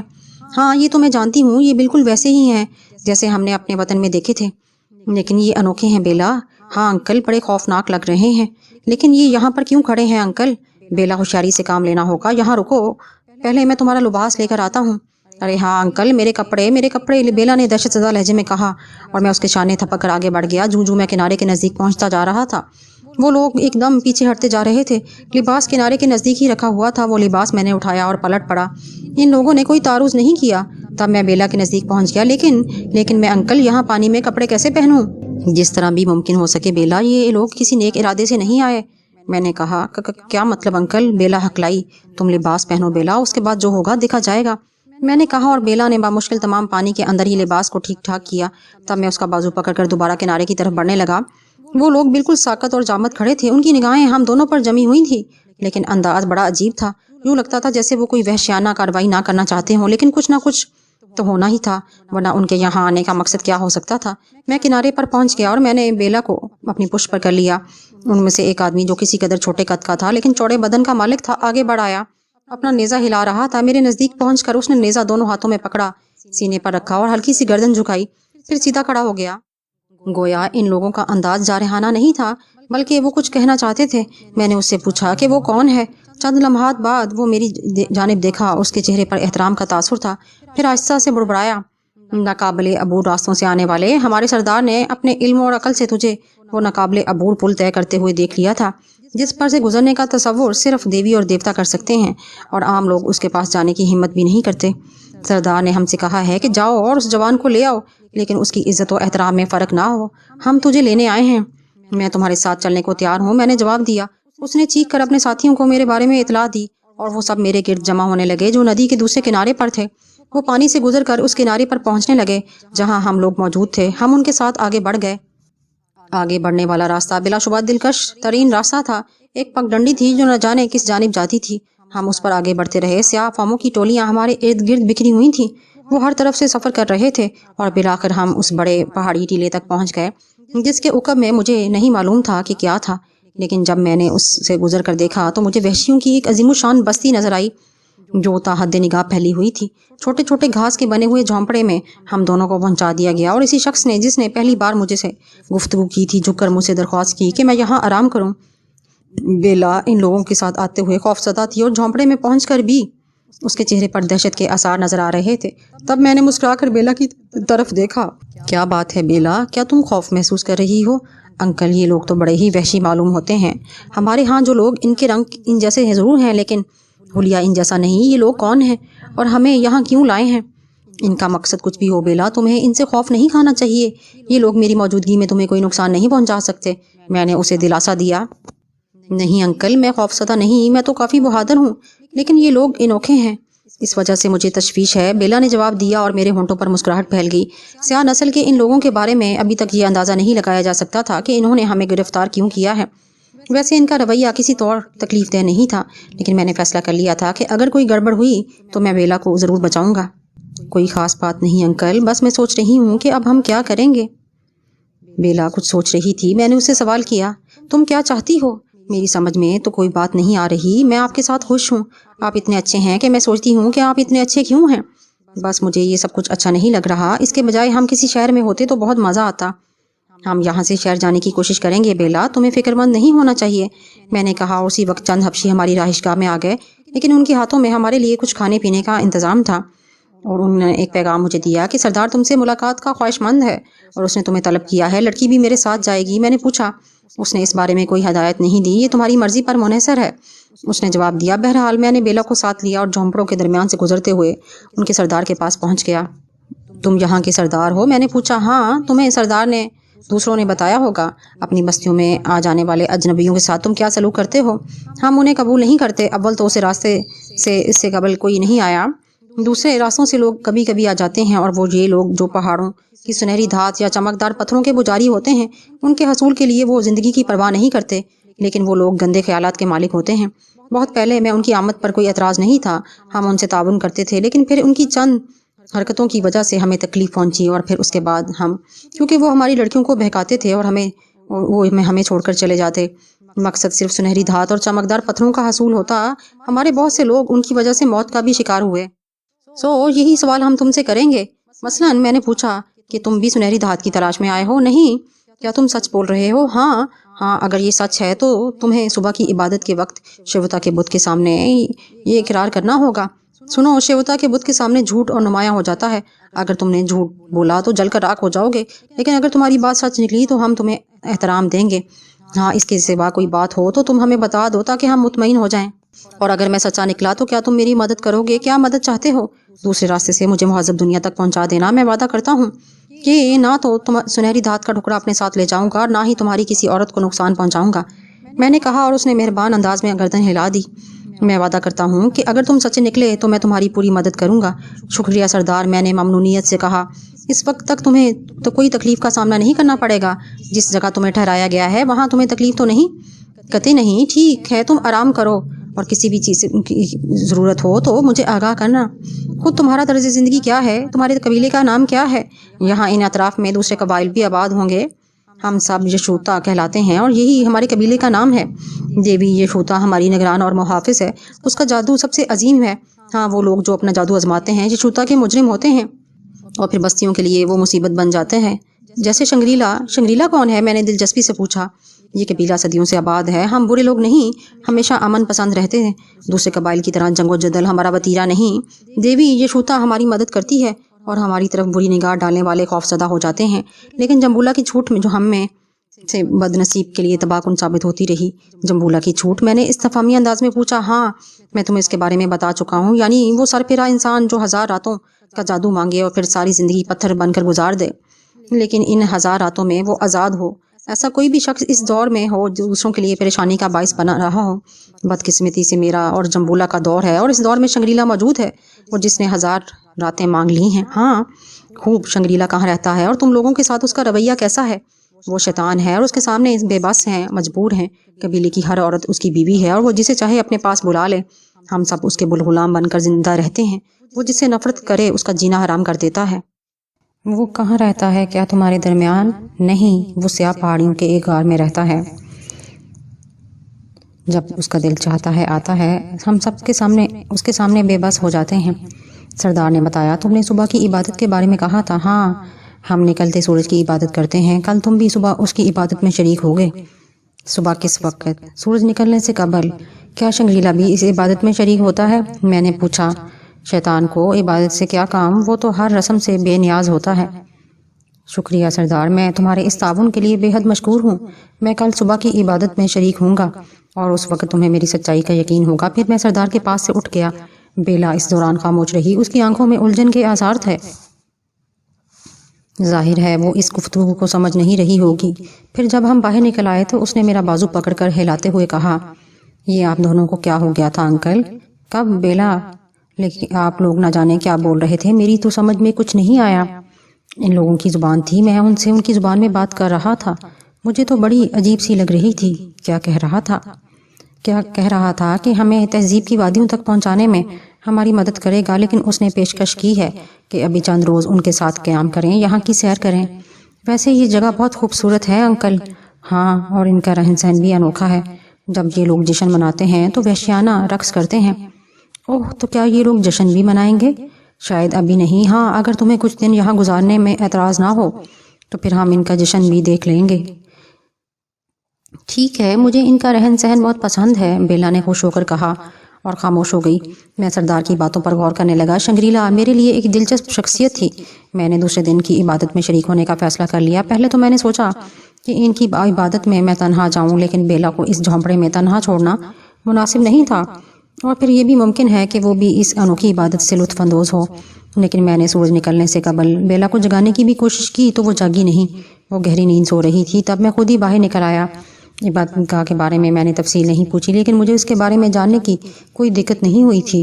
ایک سیاہ فام کو میں نے شانے سے پکڑ کر روک لیا. وہ چونک کر رک گیا. کیا تم صبح کی عبادت میں شریک نہیں ہوتے؟ میں نے پوچھا. میں جا رہا ہوں، لیکن تم؟ میں بھی تمہارے ساتھ چلوں گا. تم؟ وہ حیرت انگیز دلچسپی سے بولا. ہاں. تمہیں حیرت کیوں ہوئی؟ اس لیے کہ تم ہم میں سے نہیں ہو. تمہارا عبادت کرنا ہمارے لیے حیرت انگیز ہوگا. بہرحال مجھے اپنی عبادت گاہ میں لے چلو. آؤ میرے ساتھ آ جاؤ، اس نے کہا، اور میں اس کے ساتھ چل پڑا. اس کا رخ جھونپڑیوں کے عقبی جانب تھا. میں اس میدان کے دوسری سمت سے یہاں آیا تھا، اس لیے یہ عقبی حصہ ابھی تک میری نگاہ سے پوشیدہ تھا. نیم تاریکی میں یہ ماحول بے حد دلکش اور پراسرار لگ رہا تھا. عقب میں ایک وسیع و عریض میدان پھیلا ہوا تھا جس کے اختتام پر سیاہ پہاڑیوں کا سلسلہ تا حد نگاہ تھا. یہ پہاڑیاں اس طرح کے ماحول کی ضد تھیں. حسین مرغزاروں میں ان کی بدنمائی عجیب سی لگ رہی تھی. میں نے دلچسپی سے یہ منظر دیکھا. ان کے درمیان آگ جل رہی تھی. میرا رہبر ایک جگہ کھڑا ہو گیا اور میں نے ٹھٹک کر اسے دیکھا. یہی عبادت کا میدان ہے. درمیان میں سلگتی ہوئی آگ سورج کے عکس کا پرتو ہے. یہ آگ سورج کی آگ کی نشاندہی کرتی ہے اور ہم اس کی عبادت کریں گے. میرے رہبر نے مجھ سے کہا. لیکن میرے دوست، ابھی تو یہاں زیادہ لوگ نہیں آئے. کیا پوری بستی کے لوگ یہاں عبادت نہیں کرتے؟ میں نے سوال کیا. مجال ہے کسی کی. ہر شخص صبح کو سورج کی آمد کا انتظار اس میدان میں کرتا ہے. چند ساتھ دکھتے جاؤ، ابھی وقت نہیں آیا، اس نے کہا، اور میں نے خاموشی سے گردن ہلا دی. یہ ساری چیزیں میرے لیے بے حد دلکش تھیں. میں اس سوچ میں گم تھا کہ آگ میں سفید دھوئیں کے بادل نمودار ہوتے دیکھیں. ایک عجیب سی انوکھی خوشبو چاروں طرف پھیل گئی تھی. غالباً آگ کے علاوہ میں ایک خوشبودار چیز ڈال دی گئی تھی، اور اس کے ساتھ ہی اچانک چاروں طرف سے چیخوں کی آوازیں ابھرنے لگیں. اور تیزی کے ساتھ میدان لوگوں سے بھرنے لگا۔ پہلی صف، دوسری صف اور تیزی سے صفیں بھرنے لگیں۔ صفوں کے درمیان بے ہنگم انداز میں وحشی رقص کرتے پھر رہے تھے۔ یوں لگ رہا تھا جیسے زمین سیاہ فام ننگ دھڑنگ آدمی اگل رہی ہے۔ تب مجھے ایک آواز سنائی دی اور یہ آواز سردار کی تھی۔ سردار چیخ رہا تھا، باہر سے آنے والے اجنبی، تم جہاں بھی ہو میرے پاس آ جاؤ۔ میں اس تیز الاؤ کے نزدیک موجود ہوں اور یہ آواز میرے لیے تھی۔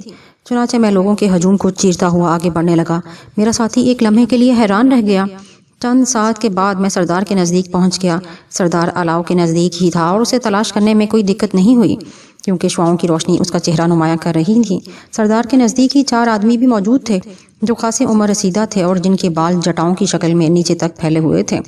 بدن ان کے بھی ننگ دھڑنگ تھے اور ان کے بدن پر عجیب و غریب قسم کے نقش و نگار بنائے ہوئے تھے، ایسے نقش و نگار جو میں اس سے پہلے بھی لوگوں کی آرائش بدن کے لیے بناتے ہوئے دیکھ چکا تھا۔ سردار نے مجھے اپنے قریب بلایا اور تب میں نے پہلی بار اسے عجیب و غریب مجسمے کو دیکھا جو خاصا طویل و عریض تھا۔ سیاہ رنگ کے پتھر سے تراشی ہوئی دیوی عجیب و غریب قد و خال کی مالک تھی۔ انتہائی بھونڈے سے قد و خال تھے اور باقی بدن کو نصفانی حسن دینے کی ناکام کوشش کی گئی تھی۔ بہر صورت یہ دیوی یشوتا تھی جس کے سامنے مجھے مقدس قسم کھانی تھی۔ میں سردار کے نزدیک ہی کھڑا ہو گیا۔ عبادت شروع ہو گئی۔ آہستہ آہستہ سورج بلند ہو رہا تھا اور اس کے ساتھ ہی ساتھ ان لوگوں کے جوش و خروش میں اضافہ ہوتا جا رہا تھا۔ اتنا شور مچا رہے تھے کہ یہ لوگ کے کان بڑی آواز سنائی نہ دیتی۔ مرد، عورتیں، بوڑھے، بچے سبھی یہاں موجود تھے اور دیوانہ وار چیخ رہے تھے۔ یہ اپنی طرح کی ایک عجیب سی عبادت تھی۔ اس تصور کے ساتھ ہی میں تھوڑا پریشان ہو گیا تھا کہ بیلا کے ہی جھونپڑے میں جاگ گئی ہوگی۔ بہر صورت لوگوں کے ہجوم سے نکلنا آسان بات نہیں تھی۔ جو بھی میں نے سردار کو مطمئن کرنے کا وعدہ کیا تھا، چنانچہ میں خاموشی سے ان کی عبادت دیکھتا رہا۔ پھر جو ہی سورج کی پہلی کرن نمودار ہوئی وہ سب اچانک خاموش ہو گئے۔ اتنی تیز چیخوں کے بعد یہ خاموشی بڑی عجیب اور انوکھی لگ رہی تھی۔ میں دم سادے ان لوگوں کی حرکات و سکنات دیکھتا رہا۔ چند سیکنڈ وہ لوگ خاموش رہے۔ سورج بلند ہوتا رہا اور پھر جب سورج سر ابھارا تو وہ لوگ مطمئن ہو گئے، گویا اب عبادت ختم ہو گئی تھی۔ تب سردار مسکراتے ہوئے بولا، میرے دوست، نہ جانے کیوں تمہاری بات پر مجھے یقین ہے، حالانکہ ہمارے مذہب میں یہ بات نہیں کہ ہم کسی ایسے شخص پر بھروسہ کریں جو ہمارے مذہب کا نہ ہو اور مسافر یا اجنبی ہو یا اس نے دیوی یشوتا کے سامنے اپنا سچا ہونے کا ثبوت نہ پیش کر دیا ہو۔ تاہم میں یہ چاہتا ہوں کہ تم اپنی سچائی کا ثبوت دو۔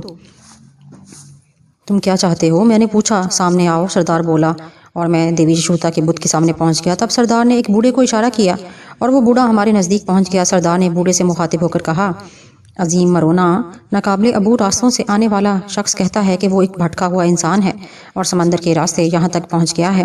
یہاں آنا اس کا مقصد نہیں تھا اور نہ ہی وہ چمکدار پتھروں اور سنہری دھات کی تلاش میں یہاں تک آیا ہے۔ یہ اس جگہ سے نکل جانے کا خواہش مند ہے اور اس سلسلے میں اپنی سچائی کا ثبوت پیش کرنے کے لیے دیوی یشوتا کے سامنے آیا ہے۔ میں نے کہا ہے کہ یشوتا کے سامنے قسم کھا لے اور یہ بات ثابت کر دے کہ وہ چمکدار پتھروں کی تلاش میں آنے والا شخص نہیں، تو میں اس کی مدد کروں گا۔ قبیلے کے قانون کے مطابق اگر یہ شخص بھی چمکدار پتھر اور سنہری دھات کی تلاش میں یہاں آیا ہے تو ہم اس کی کوئی اعانت نہیں کر سکیں گے اور پھر اسے یشوتا کے قدموں میں قربان کر دیا جائے گا، اور اگر یہ ہمارا دشمن نہیں تو ہم اس سے کوئی تعارض نہیں کریں گے اور اسے اس کے علاقوں میں پہنچا دیں گے جہاں سے بھی یہ اس دنیا میں واپس جا سکے گا۔ چنانچہ عظیم مرونا، تم اس سے یہ مقدس قسم لے لو۔ بوڑھے نے سر جھکایا اور لکڑیوں کے اس بڑے برتن کی جانب متوجہ ہو گیا جس میں خاصی لکڑی کا برادہ موجود تھا اور اس برادے کی خوشبو فضا میں پھیلی ہوئی تھی۔ میرے نزدیک آؤ، بوڑھے کی لرزتی ہوئی آواز ابھری اور میں اس کے نزدیک پہنچ گیا۔ دیوی یشوتا کے سامنے جھوٹی قسم کھانے والے راکھ کے ڈھیر میں تبدیل ہو جاتے ہیں۔ چلو اس خوشبو سے ایک مٹھی بھر کر الاؤ میں ڈال دو، اور میں نے اس کی ہدایت کے مطابق ایسا ہی کیا۔ آگ سے سفید دھوئیں کے ساتھ خوشبوئیں اٹھیں اور فضا میں پھیل گئیں۔ سردار کھسک کر میرے قریب آ گیا۔ تب بوڑھے نے کہا، ہاں بولو، تمہارا یہاں آنے کا کیا مقصد ہے؟ جیسا کہ میں سردار کو بتا چکا ہوں، میں ایک تباہ شدہ جہاز سے یہاں تک آ گیا ہوں اور اس طرف آنے کا مقصد اس کے سوا کچھ نہیں کہ میں تہذیب یافتہ دنیا میں نکل جاؤں، اور اس میں جھوٹ ہو تو تمہارے عقیدے کے مطابق مجھے ضرور نقصان پہنچے۔ سردار کی آنکھیں دیوی کی طرف نگران ہو گئیں، لیکن کوئی قابل ذکر واقعہ پیش نہیں آیا اور سردار نے آگے بڑھ کر مجھے گلے لگا لیا۔ ہاں، میں نے تجھے سچا تسلیم کیا اور مجھے تجھ پر کوئی شک نہیں۔ میں اپنا وعدہ پورا کروں گا۔ میں نے سردار کی پیٹھ تھپ تھپائی اور سردار مجھے لیے چل پڑا۔ عبادت ختم ہونے کے بعد سردار کے دوسرے لوگ بھی واپس چل پڑے اور میدان خالی ہوتا جا رہا تھا۔ مجھے یقین ہے کہ تم نے اس بات کا برا نہیں مانا ہوگا اجنبی۔ نہیں، اس میں برا ماننے کی کوئی بات نہیں سردار، تمہیں مطمئن کرنا بھی تو ضروری تھا اور میں مطمئن تھا کہ میں نے جھوٹ نہیں بولا۔ تب مجھے 2 دن کی مہلت دے دو، میں تیرے لیے سفر کا بندوبست کروں تاکہ تجھے راستے میں تکلیف نہ ہو۔ مہذب دنیا میں جانے کے لیے راستہ طویل ہے اور اس میں کچھ ایسے دشوار گزار مراحل آتے ہیں کہ انسان پریشان ہو جاتا ہے۔ مجھے اپنی پرواہ نہیں سردار، لیکن وہ بچی میری ذمہ داری ہے۔ اگر بات صرف میری ہوتی تو میں ایک طویل وقت گزار کر بھی تیرے لیے کچھ کرنے کی کوشش کرتا۔ تیرا شکریہ، بہرحال مطمئن رہے، میں 2 دن کے اندر تیری واپسی کا بندوبست کر دوں گا۔ تیری سچائی نے مجھے بہت متاثر کیا ہے۔ میں اپنے جھونپڑے میں داخل ہو گیا۔ میرا خیال تھا کہ بیلا ضرور جاگ گئی ہوگی، آوازوں سے خوفزدہ بھی ہوئی ہوگی، اور میرا خیال درست نکلا۔ وہ اس جگہ نہیں تھی جہاں میں اسے چھوڑ کر گیا تھا۔ میں نے چاروں طرف دیکھا لیکن بیلا جھونپڑی میں نہیں تھی۔ بیچاری لڑکی خوف کے عالم میں روتی ہوئی مجھے تلاش کرنے نکل گئی ہوگی۔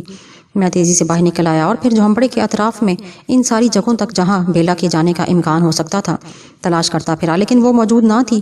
کیا وہ کافی دور نکل گئی؟ ممکن ہے اس میدان کی طرف، لیکن میدان اب سنسان پڑا تھا سوائے آگ کے جو اب بھی تیزی سے جل رہی تھی۔ تب میں نے اسے زور سے پکارا لیکن کوئی جواب نہ ملا۔ میں کسی قدر پریشان ہو گیا۔ وہاں سے واپس آ کر میں نے ایک سیاہ فام کو پکڑا اور اس سے کہا، میرے ساتھ ایک لڑکی تھی، کیا تم نے اسے دیکھا؟ سیاہ فام نے حیرانی سے مجھے دیکھتے ہوئے گردن ہلا دی۔ وہ کھو گئی کیا؟ وہ اس جگہ نہیں جہاں تمہارا قیام ہے؟ اس نے پوچھا۔ نہیں، وہ وہاں موجود نہیں۔ کس وقت چھوڑا تھا تم نے اسے وہاں؟ اس وقت جب ہم سب عبادت کے لیے گئے تھے، میں نے جواب دیا، اور سیاہ فام تعجب سے گردن ہلانے لگا۔ اس وقت تو بستی میں کسی فرد کا وجود بھی نہیں ہوتا، پوری بستی خالی ہو جاتی ہے، تمہیں اسے یہاں چھوڑ کر نہیں جانا چاہیے تھا۔ میں نے اس سیاہ فام کی نصیحتیں سننے کے بجائے آگے بڑھ کر بیلا کو تلاش کرنا مناسب سمجھا اور پھر کافی دیر تک اس کی تلاش میں بستی کے کونے کونے میں مارا مارا پھرتا رہا۔ میں نے بے شمار لوگوں سے اس کے بارے میں معلومات کی اور بیلا کو نہ پا کر میں سردار کے قیام گاہ کی طرف چل پڑا۔ قیام گاہ کے باہر سیاہ فام پہرے دار موجود تھے۔ انہوں نے سردار کو میری آمد کی اطلاع دی اور سردار اپنے جھونپڑے سے باہر نکل آیا۔ اس کے ہونٹوں پر مسکراہٹ پھیل گئی تھی۔ تب اس نے سادگی سے پوچھا، کیا ہے بات ہے؟ کوئی خاص کام ہے؟ ہاں سردار، میری جھونپڑی میں وہ بچی غائب ہے جو میرے ساتھ تھی۔ کیا مطلب؟ سردار کئی قدم آگے بڑھایا۔ وہ میرے جھونپڑے میں موجود نہیں۔ کہاں گئی اور کب؟ اس وقت جب میں عبادت کے لیے جھونپڑے سے باہر آیا تھا تو وہ اس وقت سوئی ہوئی تھی، لیکن اب اس جگہ پر موجود نہیں۔ کیا؟ سردار نے کہا۔ ہاں سردار، وہ موجود نہیں۔ براہ کرم سردار، اس کی تلاش میں میری مدد کرو۔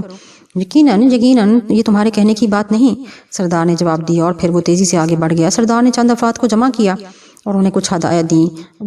بچی کو بستی کے کونے کونے میں تلاش کیا جانے لگا، لیکن بچی کا کوئی سراغ نہ ملا۔ میرے لہجے اور انداز میں کچھ پریشانی پیدا ہو گئی۔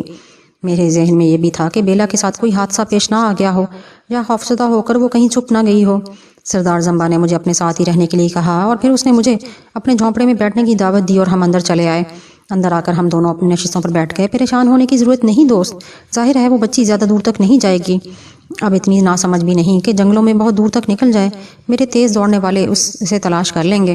تم اس سلسلے میں بے فکر ہو جاؤ، سردار جمبا نے کہا، اور میں نے گردن ہلا دی۔ اسے ہر قیمت پر ملنا چاہیے سردار، اسے ہر قیمت پر ملنا چاہیے۔ تم یقین کرو اس کی وجہ سے میری زندگی کا رخ بدلا ہے، ورنہ میں نہ جانے کہاں ہوتا۔ یقیناً وہ ہماری مہمان ہے اور تم بھی میری پناہ میں ہو، اس لیے تم بے فکر ہو جاؤ، ہم اس کو تلاش کر کے ہی رہیں گے۔ سردار تھوڑی تھوڑی دیر کے بعد کوئی نہ کوئی گفتگو کرنے لگتا۔ دفعتاً کسی خیال کے تحت وہ چونک کر مدہوش لہجے میں بولا، کیا اس کا پورا لباس اس کے بدن پر تھا؟ کوئی ایسی چیز تو جھونپڑے میں نہیں رہے گی جسے اندازہ ہو کہ اسے اس کی مرضی کے خلاف کسی نے جھونپڑے سے اٹھایا ہے؟ کیا مطلب؟ میں نے چونک کر پوچھا۔ میرے ساتھ چلو، میرے ساتھ آؤ۔ سردار اٹھ گیا، نہ جانے اس کے ذہن میں کیا خیال تھا۔ بہر صورت وہ میرے ساتھ میرے جھونپڑے کی جانب چل پڑا۔ تب اس نے جھونپڑے کے اندر داخل ہو کر دیکھا اور ایک لمحے کے لیے ساکت رہ گیا۔ یہ کیا ہوا؟ اس نے عجیب سے انداز میں کہا اور میں پریشانی سے اسے دیکھنے لگا۔ کیوں، کیا ہوا سردار؟ کیا کوئی خاص بات تمہارے ذہن میں آئی؟ ایک مکروہ اور شیطانی بو میں اس کو جھونپڑے میں بھی محسوس کر رہا ہوں، اور یہ اس منحوس انسان کی بدبو ہے جو ہماری پیشانی کا داغ ہے۔ سردار برائے کرم مجھے صاف الفاظ میں بتاؤ، تم کیا کہنا چاہتے ہو؟ شنگریلا، وہ جہاں جاتا ہے اس کے بدن کی بو وہاں رہ جاتی ہے اور دیر تک یہ بو فضا میں پھیلی رہتی ہے۔ بڑا ہی ناپاک انسان ہے وہ۔ تو تمہارا مطلب ہے وہ اس جھونپڑے میں آیا تھا؟ میں نے خون خوار لہجے میں پوچھا۔ میرے دوست، اگرچہ میرا تجربہ غلط نہیں، لیکن ٹھہرو، میں ایک شخص کو بلاتا ہوں، وہ اس بات کی صحیح نشاندہی کر سکے گا، سردار نے کہا اور باہر نکل گیا۔ پھر اس نے کسی کو بلایا، وہ چند ساتھ کے لیے اندر آیا اور بوڑھا مرونا نے اس بات کی تصدیق کر دی کہ شنگریلا ہی کی یہ بو ہے۔ یہ قطعی اتفاق ہے کہ میں نے تمہیں شیطان صرف شنگریلا کے بارے میں بتایا تھا۔ میرا خیال ہے کہ لڑکی کو شنگریلا لے گیا ہے۔ لیکن کیوں؟ اس نے گرجدار آواز میں پوچھا۔ کیا کہا جا سکتا ہے اس شیطان کے بارے میں، لیکن اس منحوس نے بہت بری حرکت کی ہے۔ مرونا، بتاؤ اب کیا کیا جائے؟ ہمیں سب کے اس کے سامنے پہ بس ہیں، کوئی کیا کر سکتا ہے؟ بوڑھے نے لاچاری کا مظاہرہ کیا۔ وہ کہاں ملے گا سردار؟ شنگریلا کے بارے میں پوچھ رہے ہو؟ ہاں، اس منحوس کا ٹھکانہ انہی سیاہ پہاڑیوں میں ہے جنہیں تم نے عبادت گاہ کے آخری سرے پر دیکھا ہوگا، لیکن اس کو تلاش کرنا ناممکن ہے سردار۔ اس ناممکن کو ممکن بنانا ہوگا۔ ویسے یہ بھی اصول مہمان نوازی کے خلاف ہے۔ یقین کرو میرے دوست، میں سخت شرمندہ ہوں۔ ہم نے یہاں شنگریلا کی بو محسوس کی ہے، اس لیے ہمارا خیال اس طرف گیا ہے، لیکن شنگریلا، اگر اس موذی سے ہمیں نجات دلا سکتے ہو تو ہم تمہیں نجات دہندہ کہیں گے۔ میں نے کوئی جواب نہیں دیا۔ میں بیلا کو ایسے مصائب سے بچا کر لایا تھا جن میں موت یقینی تھی۔ یہاں آ کر میں اسے کھونا نہیں چاہتا تھا، اور اگر بیلا نہیں ملتی تو پھر میں نہیں کہہ سکتا کہ ان لوگوں کے ساتھ میرا کیا رویہ ہو۔ سردار ایک سچا انسان تھا، اس کی نیت صاف تھی۔ بہرحال میں بیلا کے اس لیے سخت پریشان تھا۔ پھر میں نے سردار سے کہا، مجھے ہتھیار چاہیے سردار۔ ہاں ضرور، آؤ میرے ساتھ آؤ۔ سردار مجھے اپنے جھونپڑے میں لے گیا اور پھر اس نے مجھے ہتھیاروں کے ذخیرے کے سامنے کھڑا کر دیا اور بولا، جو ہتھیار پسند ہو اس میں سے اٹھا لو۔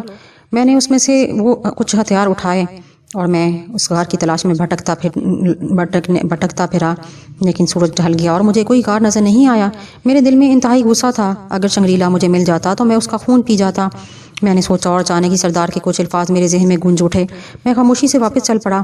سردار بیچارہ اپنے طور پر کوشش میں مصروف تھا۔ اس نے میری صورت دیکھی اور ٹھنڈی سانس لے کر گردن جھکا لی، پھر بولا، تم اس غار کو تلاش کرنے میں ناکام رہے ہوگے، لیکن ہاں، میں ناکامی نہیں چاہتا سردار۔ میرے دوست، میں تمہارے لیے کیا کروں؟ تم نے کہا تھا سردار کہ وہ قبیلے کے کسی شخص کا خون پیتا ہے۔ ہاں، سردار چونک پڑا۔ اس کا کیا طریقہ ہوتا ہے؟ میں نے پوچھا۔ بس ڈوبتے چاند کی رات کو ایک نوجوان کو خوشبو میں بسا کر سیاہ پہاڑیوں میں ایک مخصوص مقام پر بھیج دیا جاتا ہے، اور اس کے بعد اس کی خون میں نوچڑی ہوئی لاش وہاں سے اٹھا لی جاتی ہے۔ کتنے دن باقی ہیں اس سیاہ رات میں؟ صرف چند روز، لیکن کیوں؟ اس بار تم مجھے بھیجو گے سردار، میں نے کہا، اور سردار کسی سوچ میں گم ہو گیا۔ اس کے چہرے پر حزن و ملال کے آثار نظر آ رہے تھے۔ جب میں واپس اپنے جھونپڑے میں پہنچا تو ایک دم اچھل پڑا۔ بیلا جھونپڑے میں موجود تھی، اس کی پشت میری جانب تھی۔ بیلا! میں بے اختیار اس کی جانب لپکا۔ میری آواز پر اس نے چونک کر دیکھا، لیکن یہ بیلا تھی۔ میں اپنی جگہ ساکت رہا۔ بیلا کی آنکھیں معمول سے کئی گنا بڑی ہو چکی تھیں، اس کے جبڑے لٹک رہے تھے، سرخ سرخ دانت ایسے نظر آ رہے تھے جیسے اس نے کسی کا خون پیا ہو۔ خون کے قطرے اس کے ہونٹوں کے نیچے ٹھوری پر جمے ہوئے تھے۔ میں ششدر رہ گیا۔ بیلا کی یہ بھیانک شکل میرے لیے اجنبی تھی۔ بیلا مجھے دیکھ کر مسکراتی رہی، لیکن ان نگاہوں میں بچپنا اور معصومیت نہیں تھی جو بیلا کی عمر کے ساتھ ساتھ تھی۔ ان نگاہوں میں ایک ایسی کیفیت تھی جسے وہ بھوکی بلی ہو۔ تب وہ چند قدم آگے بڑھی اور میرے نزدیک پہنچ گئی۔ میں نے اس کے بال اپنی مٹھی میں پکڑ لیے اور وہ ایک دم اچھل پڑی۔ بیلا، یہ تمہیں کیا ہو گیا؟ انکل، وہ آہستہ سے بولی، انداز سسکی لینے کا سا تھا۔ او بیلا، تم ٹھیک تو ہو؟ میں نے پوچھا۔ آپ مجھے چھوڑ کر کہاں چلے گئے تھے انکل؟ لوگ کتنی زور زور سے چیخ رہے تھے، مجھے ڈر لگ رہا تھا انکل۔ بتائیں، آپ مجھے چھوڑ کر کہاں چلے گئے تھے؟ تمہاری طبیعت کیسی ہے بیلا؟ میں نے ہمدردی سے پوچھا۔ ٹھیک ہوں انکل، اب تو آپ آ گئے ہیں۔ ہاں بیلا، لیکن تمہیں ڈر لگ رہا تھا۔ ہاں، زور زور سے شور کی آوازیں آ رہی تھیں۔ پھر کیا ہوا بیلا؟ میں نے اسے غور سے دیکھا اور کہا، کچھ نہیں انکل۔ پھر آپ آ گئے؟ وہ معصومیت سے بولی۔ میں تھوڑی دیر تک کچھ سوچتا رہا اور پھر میں سردار کے جھونپڑے کی طرف چل پڑا۔ بیلا میرے ساتھ تھی۔ سردار بیلا کو دیکھ کر اچھل پڑا۔ ارے، یہ کہاں سے ملی؟ وہ خوش ہو کر بولا، لیکن دوسرے لمحے اس کے ہونٹ سکڑ گئے۔ اس کے انداز میں ایک پراسرار کیفیت نظر آنے لگی۔ پھر اس نے مایوسی سے گردن ہلائی۔ اوہ، یہ شنگریلا کا شکار ہو گئی۔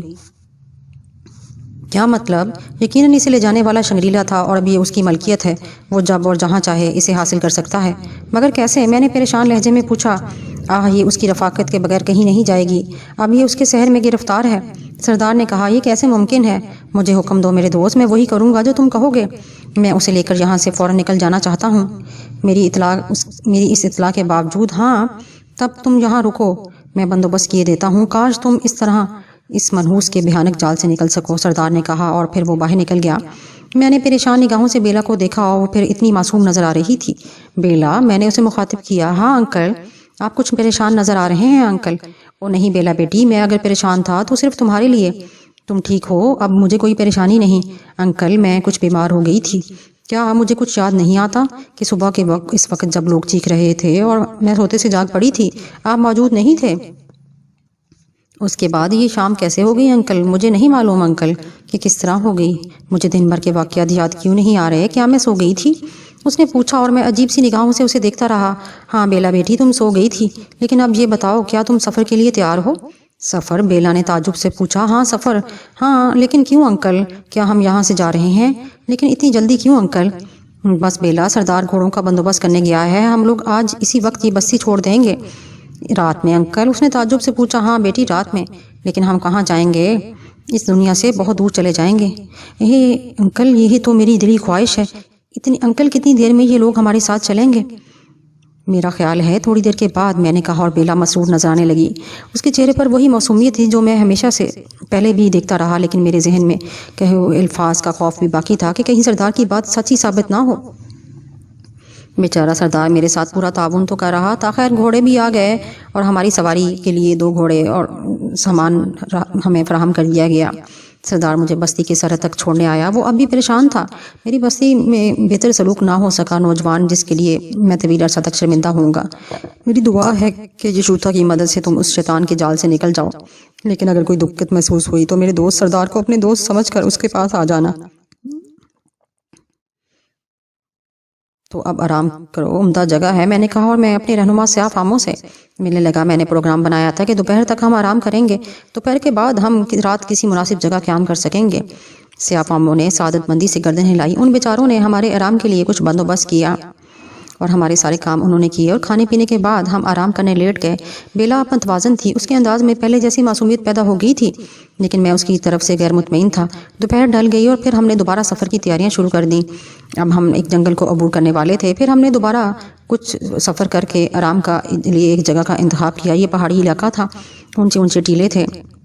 سفر بہت پرسکون طے ہو رہا تھا، کوئی ایسی بات نہیں ہوئی تھی جو کہ تشویشناک ہو۔ اور پھر وہی کہ حسب معمول سونے کے لیے وہ لیٹ گئی اور میں بھی اسے تھوڑے فاصلے پر لیٹ گیا۔ ہم سے کچھ دور سیاہ فام محافظ آرام کر رہے تھے، وہ بیچارے 2 کر کے جاگ رہے تھے۔ سردار نے ہمیں ہماری بے لوث خدمت کی تھی اور اس بیچارے کے لیے ہم نے کچھ نہیں کیا تھا۔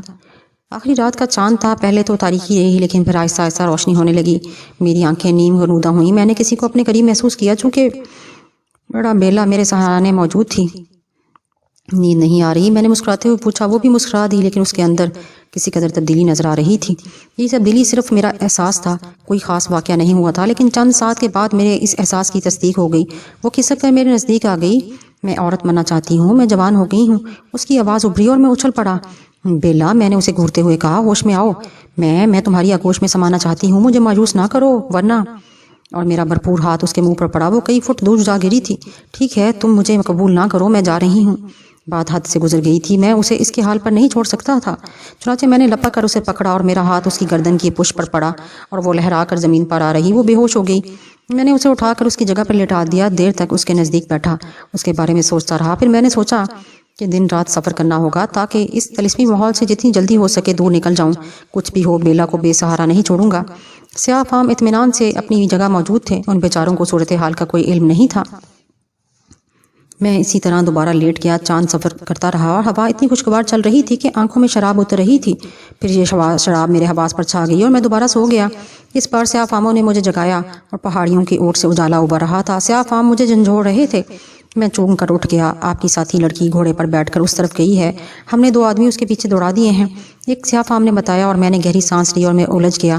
بہرحال میں نے بھی گھوڑے سنبھالے اور میں بھی اس طرف دوڑ گیا۔ سورج ابھر آیا، لیکن ان لوگوں کا کوئی پتہ نہیں تھا۔ یہ وہی رخ تھا جس سے ہم آئے تھے اور ہم دوبارہ بستی کی طرف جا رہے تھے۔ میرے دل میں بھنور اٹھ رہے تھے۔ دل چاہ رہا تھا کہ بیلا کو جہنم میں جھونک کر آگے بڑھ جاؤں، لیکن پھر خیال آتا کہ وہ بے قصور ہے، یہ سب شنگریلا کی شیطانی چکر ہے۔ میں اس شیطان کو کامیاب نہیں ہونے دوں گا، کچھ بھی ہو جائے میں شنگریلا کو کامیاب نہیں ہونے دوں گا۔ میرے دانت بھینچ گئے اور ہم بغیر رکے سفر کرتے رہے۔ شام ہو گئی۔ سورج چھپتے ہی ہم بستی پہنچ گئے، جہاں ہماری ملاقات سردار اور ان 2 سیاہ فاموں سے ہوئی۔ سیاہ فاموں کی حالت خراب تھی، ان کے بدن جھلسے ہوئے تھے اور جگہ جگہ سے گوشت نکل آیا تھا۔ شاید وہ بھی سردار کے پاس پہنچے تھے۔ سردار کے چہرے پر بھی ایک غم کی کیفیت چھائی ہوئی تھی۔ اس نے میری طرف دیکھا اور مایوسی سے بولا، ان لوگوں کو کیا ہوا؟ میں نے افسردہ نگاہوں سے ان دونوں سیاہ فاموں کو دیکھا، پوچھا۔ ہم لڑکی کا تعاقب کرتے ہوئے سیاہ پہاڑوں تک گئے تھے، وہ گھوڑے سمیت پہاڑوں میں غائب ہو گئی۔ ہم پہاڑوں میں بھٹک رہے تھے کہ اچانک پہاڑوں سے شعلے نکلے اور ہم شعلوں میں گھر گئے۔ ہمارے گھوڑے جل گئے اور ہلاک ہو گئے اور ہم بمشکل نکل آنے میں کامیاب ہو سکے۔ اوہ، یہ حرکت اس شیطان کے علاوہ کسی کی نہیں، سردار نے کہا۔ لڑکی کا کوئی پتہ نہیں چل سکا، میں نے شعلہ بار نگاہوں سے انہیں گھورتے ہوئے کہا۔ نہیں، اس کا نام و نشان نہیں مل سکا۔ سردار، ان کے علاج کا بندوبست کرو، مجھے افسوس ہے کہ تمہیں میری وجہ سے سخت پریشانی ہوئی، میں دیکھوں گا کہ وہ کتنا بڑا جادوگر ہے۔ رات کو سردار دیر تک میرے پاس بیٹھا رہا. وہ بہت مایوس تھا اور مجھ سے بھی مایوسی کی گفتگو کر رہا تھا. یقین کرو میرے دوست، تمہاری خواہش پر مجھے کوئی اعتراض نہیں، لیکن ایک مہمان کی حیثیت سے میں تمہیں اس خطرے سے بچانا چاہتا ہوں. میں تمہارے خلوص کو دل سے قبول کرتا ہوں، لیکن اب میرے لیے یہ ضروری ہے کہ اس کے علاوہ میں اور کیا کر سکتا ہوں. یہ تمام وہ لوگ تھے جنہوں نے اپنی قوتوں سے بستی کی نیندیں حرام کر رکھی تھیں. انہوں نے وہ سب کیا جو کر سکتے تھے، اور جس کی جتنی زندگی تھی اس نے اتنے ہی انسانوں کا خون پی لیا. گو بے شمار افراد لقمہ اجل بنے اور ان کی زندگیاں اس طرح ختم ہو گئیں. سو میرے دوست، میرے معزز مہمان، یہ مناسب نہیں کہ تم خود کو اس نوجوان کی حیثیت سے پیش کرو جسے شنگریلا کی خدمت میں اس لیے بھیجا جاتا ہے کہ وہ اس سے اپنے خون کی پیاس بجھائے. ہم لوگ تو اس سب کے اب عادی ہو چکے ہیں، لیکن ہم تمہاری جان کو خطرے میں نہیں ڈالنا چاہتے. نہیں سردار، یہ تو ممکن نہیں کہ میں اس لڑکی کو یہاں چھوڑ کر اپنی زندگی بچانے کے لیے آگے بڑھ جاؤں. چنانچہ میں نے جو فیصلہ کیا ہے مجھے اس پر اٹل رہنے دو اور میری مدد کرو. سردار نے گردن جھکا لی اور پھر وہ مردہ سی آواز میں بولا، ٹھیک ہے، اگر تم اس حد تک بضد ہو تو میں خاموش ہو جاتا ہوں. چاند آخری راتوں کا سفر طے کر رہا تھا. پھر ایک رات وہ ڈوب گیا، گویا وہ ڈوبتے چاند کی آخری رات تھی، اور اس رات کے آخری پہر اس نوجوان کو سیاہ پہاڑیوں میں بھیجا جانے والا تھا جو اس بار شنگریلا کا نشانہ بننے کے لیے تیار تھا. ان چند دنوں میں بیلا کا کوئی پتہ نہیں چل سکا تھا اور میرا دل اس کے لیے خون کے آنسو روتا تھا. مجھے بیلا کی وہ کیفیت یاد آئی جس کا اظہار اس رات ہوا تھا. معصوم بیلا کے چہرے پر ایک جوان عورت کے جذبات تھے اور میرا دل کسی دور یہ بات تسلیم کرنے کے لیے تیار نہیں تھا. سردار خاصا مایوس تھا، بہر صورت وہ میری راہ میں آنا بھی نہیں چاہتا تھا. چنانچہ تاریک رات کے آخری پہر میں اس نے مجھے الوداع کہا اور میں سیاہ پہاڑیوں کی طرف چل پڑا. سردار نے مجھے بتایا تھا کہ مجھے وہاں جا کر کیا کرنا ہے. میرا ذہن عجیب خیالات میں ڈوبا ہوا تھا. ان خیالات میں خوف کا عنصر تو نہیں تھا، البتہ ایک الجھن ضرور تھی. میں سوچ رہا تھا کہ ان شیطانی قوتوں کا کوئی علاج میرے پاس نہیں. تب میں نے رک کر ان سچے جذبوں کو آواز دی. میں نے سوچا کہ میں نے سچائی کی راہ میں قدم رکھا ہے. مجھے آسمانوں سے امداد درکار ہے، اور میں نے ایک روشنی کو گونجتے ہوئے دیکھی. ایک مرمری مجسمہ میرے سامنے نمودار ہوا اور اس کی نکرئی آواز ابھری، آسمان کے رہنے والے سچائی کے ساتھی ہوتے ہیں. میں دیوی یشوتا ہوں اور یہ سرخ پتھر میری ملکیت ہے جو بلا کر شنگریلا کے موت بن جائے گا. اس نے ایک چمکدار سرخ پتھر میرے حوالے کرتے ہوئے کہا. نکرئی آواز پھر سنائی دی اور اس کے جادو کی 1000 راتیں پوری ہو چکی ہیں اور وہ غافل ہے. وہ ان دنوں کا حساب بھول گیا ہے. جا، آسمان والا تیری حفاظت کرے گا اور اسے موت دے گا. اس کا مرمری دیکھ کر فضاؤں میں تحلیل ہو گیا. میں اس سرخ پتھر کو ہاتھ میں لیے حیران کھڑا تھا. نہ جانے کیوں مجھے اپنے وجود سے ایک بے خوفی کا احساس ہوا. یوں لگا جیسے اب میرے لیے کامیابی ہی کامیابی ہو. تاریکی میں ان پہاڑوں کی جانب سفر کر رہا تھا. تھوڑی دیر کے بعد ایک ہیبت ناک اندھیرے میں داخل ہو گیا. مجھے بتایا تھا جو سامنے ہی موجود تھا وہ ایک تنہا درخت کے نیچے مشعل روشن تھی جس کا علم مجھے پہلے ہی ہو گیا تھا. میں درخت کے نیچے جا کھڑا ہوا. میری نگاہیں چاروں طرف بھٹکنے لگیں. پھر اچانک مجھے عقب سے آواز سنائی دی، آہ، میں پیاسا ہوں، میں کس قدر پیاسا ہوں، کون میری پیاس بجھائے گا؟ کیا تم؟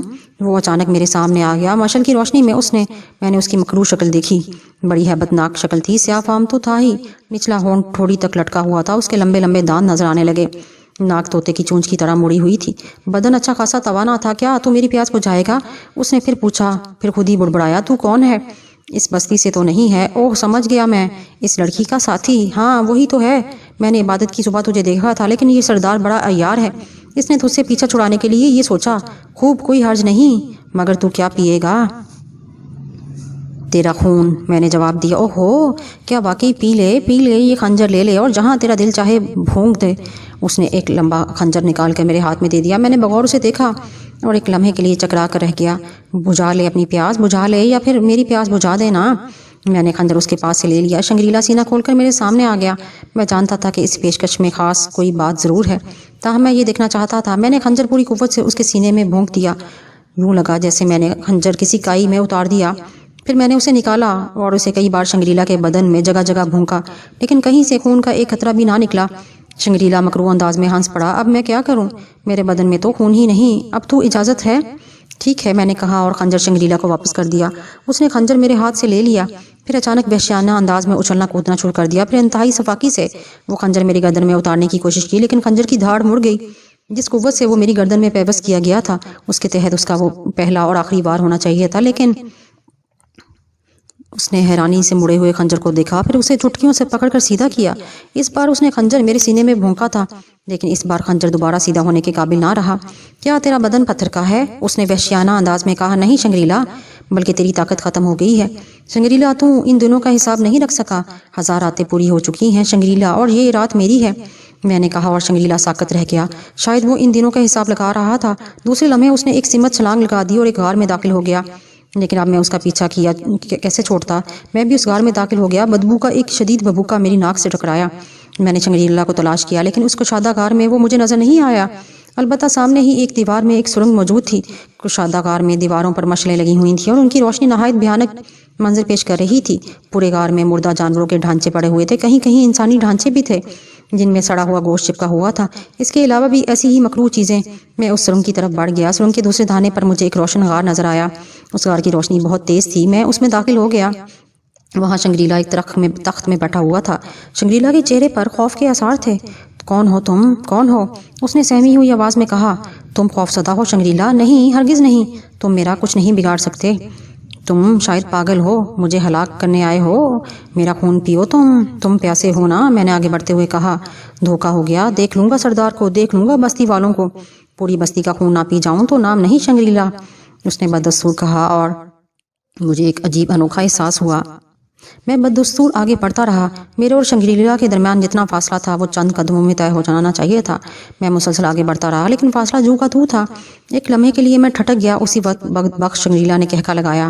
آؤ آؤ، رک کیوں گئے؟ مجھ تک پہنچنے کی کوشش کرو، تم یہ فاصلہ ساری زندگی طے نہیں کر سکو گے۔ بڑی تعجب خیز صورتحال تھی۔ یہ تخت، یہ میری آخری پناہ گاہ ہے، جب تک میرے پاؤں اوپر رہیں گے تو مجھ تک نہیں پہنچ سکے گا۔ ممکن ہے ایسا ہی ہو، لیکن تمہاری دیوی ششوتا نے یہ سرخ پتھر مجھے دیا ہے اور کہا ہے کہ اسی میں تیری موت پوشیدہ ہے۔ اگر یہ بیکار ہے تو مجھے اس کا کیا کرنا ہے؟ میں نے پتھر اس کے تخت پر اچھال دیا۔ ایک بجلی سی کون گئی، تخت شعلوں میں گھر گیا اور شنگریلا کی دردناک چیخیں ابھرنے لگیں۔ چند لمحات میں اس کا وجود خاکستر ہو گیا۔ میں نے بیلا کی طرف دیکھا جو اس طرف کھڑی ہوئی تھی جیسے خوف سے جاگی ہو۔ کیا بات ہے انکل؟ اس نے معصومیت سے پوچھا۔ کچھ نہیں، آؤ، میں نے بھاری لہجے میں کہا۔ اب میں آزاد تھا۔ یوں لگا جیسے دیوی یشوتا مسلسل میری رہنمائی کر رہی ہو۔ میرا مذہب ان باتوں کو قبول نہیں کرتا، لیکن سرزمین افریقہ کی جادو کی کہانیاں اجنبی نہیں ہیں۔ چند روز کے بعد میں ایک مہذب آبادی میں داخل ہو گیا، پھر نہ جانے کہاں سے سفر کرتا ہوا لندن آ گیا۔ مہذب آبادیوں کے مرکز میں، لندن کی پررومان فضا میں زندگی رقصاں تھی۔ اگر اپنی اصلی زندگی میں یہاں آیا ہوتا تو اپنے بارے میں سوچتا، لیکن اب تو میرا جذبہ، میری سوچ بیلا کے لیے تھی۔ یہ لڑکی اس سرکش کو تو بہت پہلے ہلاک کر چکی تھی جو دنیا کا دشمن تھا۔ جہاز میں اس کے آنسوؤں نے مجھے قتل کر دیا تھا۔ اب تو میرے سینے کے سچے جذبات زندہ تھے، لیکن بیلا کو ایک حسین زندگی دینے کے لیے میں کیا کروں؟ عالی شان عمارتوں کے درمیان بھٹکتا رہا۔ ہمارے لیے کہیں کوئی جگہ نہیں تھی، گزارنے کا کوئی ذریعہ نہیں تھا۔ بیلا کے بے ترتیب لباس اور خشک ہونٹ دیکھ کر میرا کلیجہ کٹتا تھا۔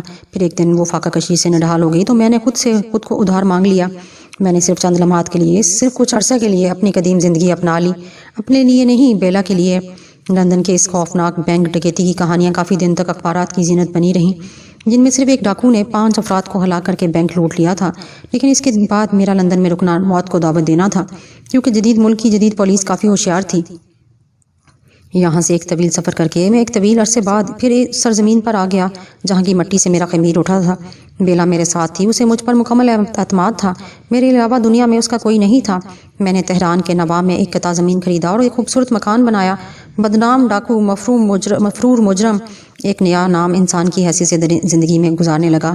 کوئی مجھے نہیں پہچان سکا، کیونکہ زندگی کے ساتھ ساتھ میں نے اپنا حلیہ بھی بدل لیا تھا۔ میری فطرت اور میری عادت میں نمایاں تبدیلی پیدا ہو گئی تھی، اور اب پچھلی زندگی کے سائے بھی میرا ذہن پر اثر انداز نہیں ہوئے تھے۔ لیکن تقدیر کے کھیل نرالے ہوتے ہیں۔ بیلا عمر کے 19ویں منزل میں قدم رکھ چکی تھی۔ میرے ساتھ اس کا رویہ بہت پیار بھرا تھا اور میں اس پر زندگی نچھاور کرتا تھا۔ اس لیے اب کچھ سوچنا حماقت کی بات ہی تھی، کیونکہ میں سوچ کی منزل سے بہت آگے نکل گیا تھا۔ لیکن بیلا کے بہتر مستقبل کا خیال ہمیشہ میرے ذہن میں سوار رہتا۔ میری آرزو تھی کہ کسی شریف انسان سے اس کی زندگی وابستہ کر دوں اور اپنے اس آخری فرض سے سبکدوش ہو جاؤں۔ بلا شبہ میری زندگی میں جو تبدیلی بیلا نے پیدا کی تھی اس کا کوئی جواب نہیں، اور میری سوچ کے دھارے بدل دیے تھے۔ میں نے ایک چھوٹا سا کاروبار کیا اور معاون جبار فرندی، ایک نوجوان، مجھے بیلا پر اتنا اعتبار تھا کہ میں نے کبھی اس کے بارے میں کسی غلط انداز میں سوچا ہی نہیں تھا۔ جبار فرندی اکثر میرے گھر آتا جاتا تھا۔ بیلا سے اس کی 2-4 ملاقاتیں ہوئی تھیں۔ اگر بیوقوف لڑکی خود مجھ سے اس بات کا اظہار کر دیتی کہ وہ جبار فرندی کی طرف متوجہ ہے تو شاید میں اس کی راہ میں آنے کی کوشش نہ کرتا، لیکن ایک انسان کی زندگی کے بارے میں آپ خود سوچئے جس کی فطرت کچھ بھی ہو، لیکن اس نے اپنے آپ کو بالکل تبدیل کر لیا تھا صرف ایک شخصیت کے لیے، اور میری زندگی کا وہی لمحہ میرے لیے قیامت بن گیا جب میں نے جبار فرندی کو بیلا کے ساتھ ایک خوبصورت ہوٹل میں دیکھا۔ مجھے شدید حیرت ہوئی، ان دونوں کو میں نے جس حال میں دیکھا تھا اس سے اندازہ ہوتا تھا کہ وہ دونوں ایک دوسرے کے بہت قریب آ گئے ہیں۔ بات کچھ بھی نہیں تھی، لیکن بس میرے اندر کا حیوان جاگ اٹھا۔ نفرت اور حقارت کے اس ابھرتے ہوئے شدید تر جذبے نے مجھے مجبور کر دیا کہ ایک بار پھر میں اپنی زندگی میں واپس لوٹ جاؤں، جہاں میں نے جو تاج محل بنایا تھا اسے اسی طرح مسمار ہوتے نہیں دیکھ سکتا تھا۔ بیلا نے مجھے بیوقوف بنانے کی کوشش کی تھی اور میں اس کی اس کوشش کو ناکام بنانے پر تل گیا۔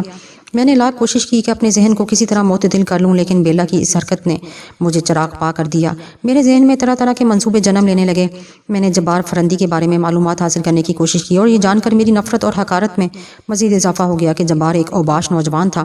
اس سے پہلے بھی وہ کئی نوجوان لڑکیوں کو جھانسے میں لا کر انہیں تباہ و برباد کر چکا ہے، اور اب اس کا مرکز دولت مند لڑکی بیلا تھی۔ میں نے بہت غور خوض کیا اور ایک بار بیلا سے گفتگو کرنے کا فیصلہ کیا۔ بیلا کو میں نے اس وقت روکا جب وہ کہیں جانے کی تیاریاں کر رہی تھی۔ کہاں جا رہی ہو؟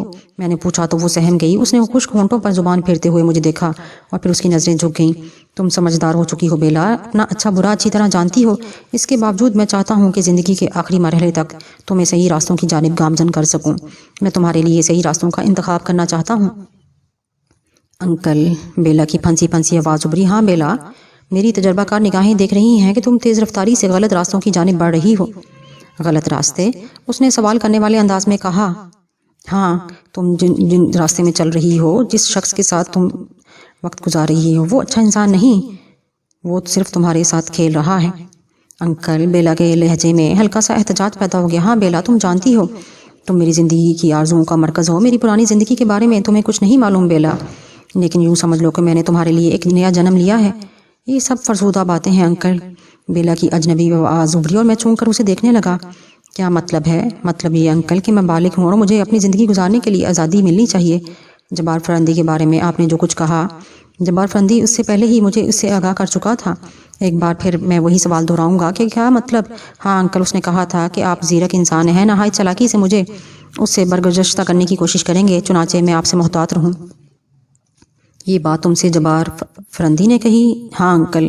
تمہارا اپنا نظریہ کیا ہے اس بارے میں؟ کچھ نہیں انکل، میں صرف اپنی آزادی چاہتی ہوں۔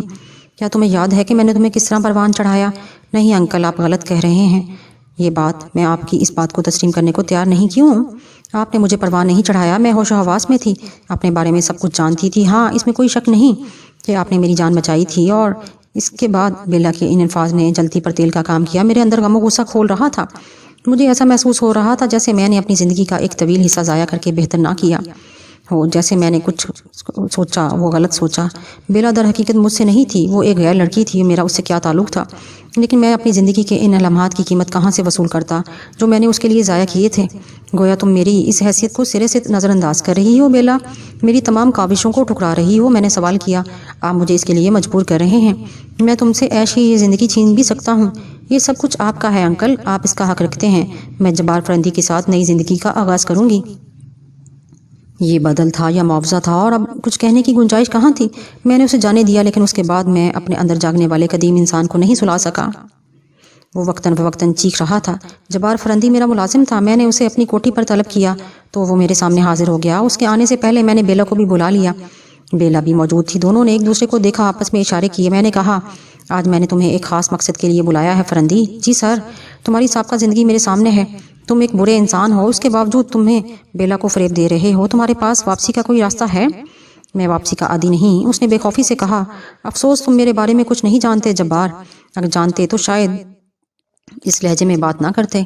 یہی تو میری خوش بختی ہے کہ میں آپ کے بارے میں سب کچھ جان گیا ہوں۔ ڈاکٹر ششانت کے قاتل کی فائل آج تک بند نہیں ہوئی اور اس میں آج تک آپ کی تصویر موجود ہے۔ یہ دوسری بات ہے کہ وہ تصویر پرانی ہے، لیکن پولیس کی نگاہ بہت تیز ہوتی ہے۔ میرے بدن کو شدید جھٹکا لگا تھا، لیکن میں نے خود کو سنبھال لیا اور مسکرا کر بولا، اس کے علاوہ بھی بہت سے قتل کیے ہیں میں نے۔ ہاں بیلا، مجھے بتا چکی ہے، اب لندن پولیس کو بھی درکار ہے۔ اب آپ کو یہ دنیا ہم نوجوانوں کے لیے چھوڑ دینی چاہیے۔ کیوں بیلا، تم بھی اس سے متفق ہو؟ میں نے بیلا سے پوچھا۔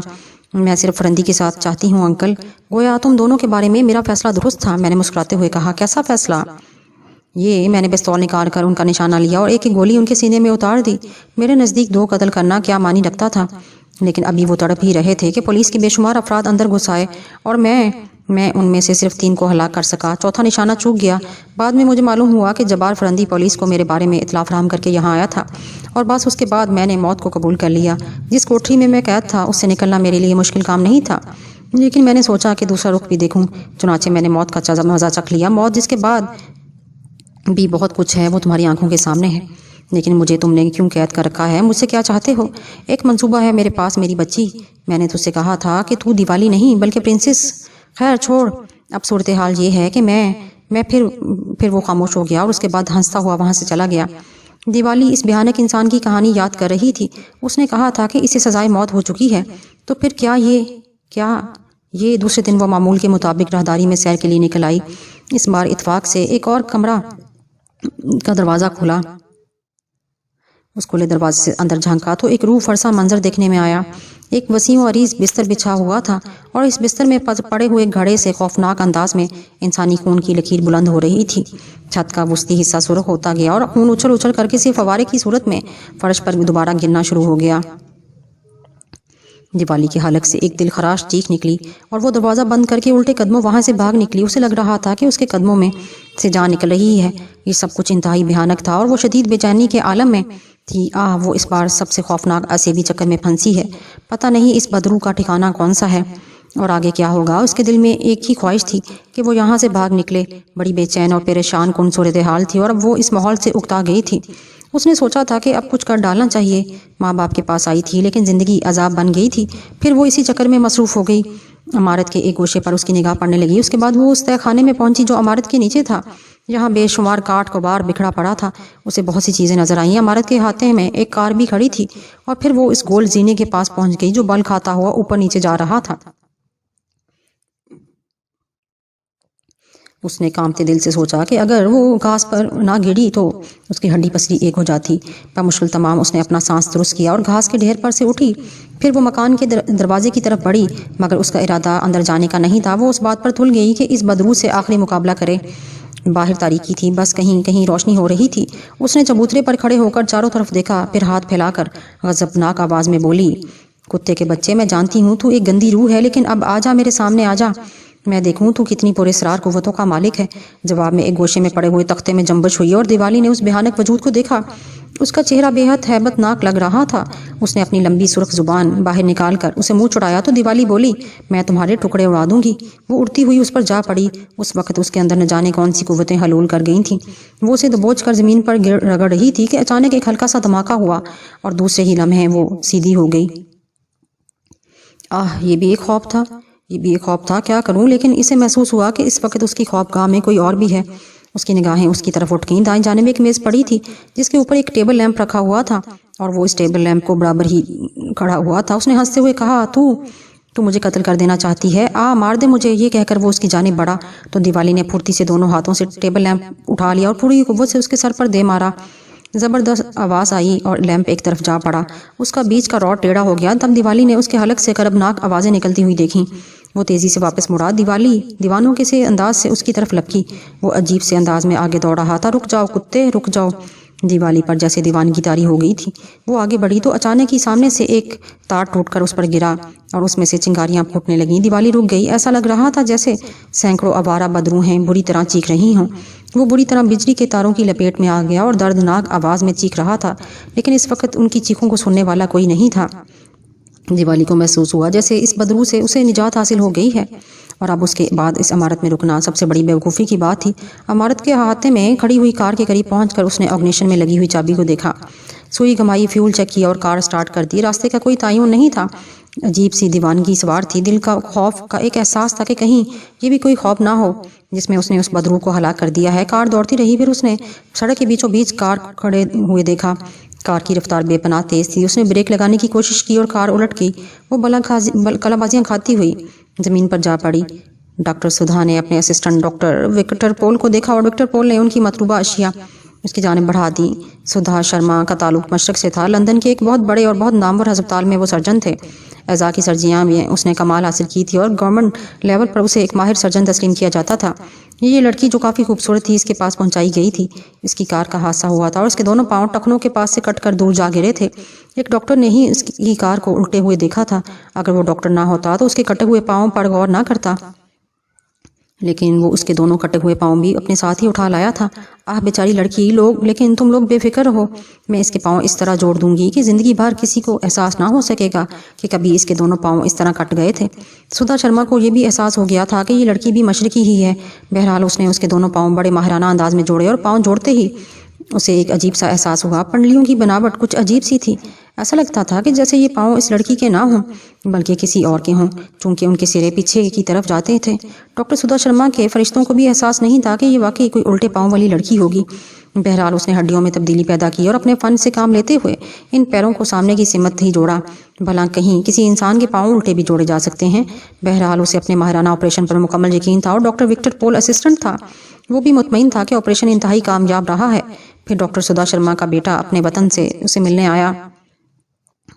سدھا شرما 5 سال کے کانٹریکٹ پر یہاں تھی اور اب اس کا یہ کانٹریکٹ آخری مراحل میں تھا۔ اس کے بیٹے کی خواہش تھی کہ اس کی ماں وطن واپس چلے اور سدھا شرما بھی اس کے لیے تیار تھی۔ ڈاکٹر سدھا شرما کا بیٹا ونیش جب ماں کی آخری آپریشن کو دیکھنے کے لیے اس کے پاس آیا تو اس نے اس لڑکی کو دیکھا اور اس کے بعد سکتے کی سی کیفیت میں کھڑا ہو گیا۔ ماں کو بیٹے کی کیفیت کا اندازہ ہوا تو اس نے حیرت سے بیٹے سے پوچھا، کیا بات ہے ونیش؟ ماما، یہ وہی لڑکی ہے جس کے لیے میں دیوانہ ہو گیا تھا اور جو مجھے دوبارہ پھر نہیں ملی۔ کیا کہہ رہے ہو تم ونیش؟ ماما، اس کے بغیر میری زندگی ادھوری ہے۔ میں نے نہ جانے کتنی دعائیں مانگی ہیں اس کے لیے ماما، مگر یہ… ڈاکٹر سدھا شرما تشویش زدہ نگاہوں سے بیٹے کو دیکھنے لگی تھی۔ ونیش کی دیوانگی کا اسے علم تھا، عجیب و غریب باتیں کرتا تھا، کہتا تھا وہ الٹے پیروں والی ہے، وہ میری زندگی کا سب سے قیمتی سرمایہ ہے۔ بہت دنوں تک ونیش دیوانگی کا شکار رہا تھا اور اس کے بعد بمشکل تمام اسے ہوش آیا تھا۔ بہرحال یہ مشکل ڈاکٹر نریشا اور اس کے شوہر ڈاکٹر گووند نے دور کی۔ ڈاکٹر نریشا اور ڈاکٹر گووند ہنی مون سے واپس آئے۔ جب وہ راجوتی نانند کشور اور رمانند سے ملے تو وہاں انہوں نے ایک ہی آواز سنی، دیوالی آئی تھی اور اس کے بعد گم ہو گئی۔ ڈاکٹر نریشا خود بھی پریشان ہو گئی تھیں۔ بہرحال سدھا شرما سے ان لوگوں کے گہرے تعلقات تھے۔ سدھا شرما ڈاکٹر گووند کی کزن تھیں۔ بس ایسے ہی وہ یہاں آ پہنچے اور یہاں انہوں نے دیوالی کو دیکھا۔ ڈاکٹر نریشا اسے ایک لمحے میں پہچان گئی اور اس نے حیران لہجے میں سدھا شرما سے کہا، یہ تمہیں کہاں سے مل گئیں؟ جواب میں سدھا شرما نے لڑکی کا ملنا اور اس کے آپریشن کی داستان سنائی تو ڈاکٹر نریشا حیران رہ گئیں۔ تو کیا تو نے پاؤں سیدھے کر دیے اس کے؟ ہاں، یہ دیکھو۔ اور تمہارے خیال میں یہ کامیاب آپریشن ہے؟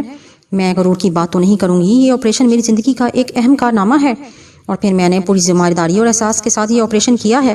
آہ دیکھو تقدیر جب کچھ راستے ہموار کرنا چاہتی ہے تو کیسے کیسے سبب بنتے چلے جاتے ہیں۔ بہرحال ڈاکٹر نریشا نے یہ خوشخبری دوسرے لوگوں کو سنائی اور پھر سب کے سب دیوالی کے پاس پہنچ گئے۔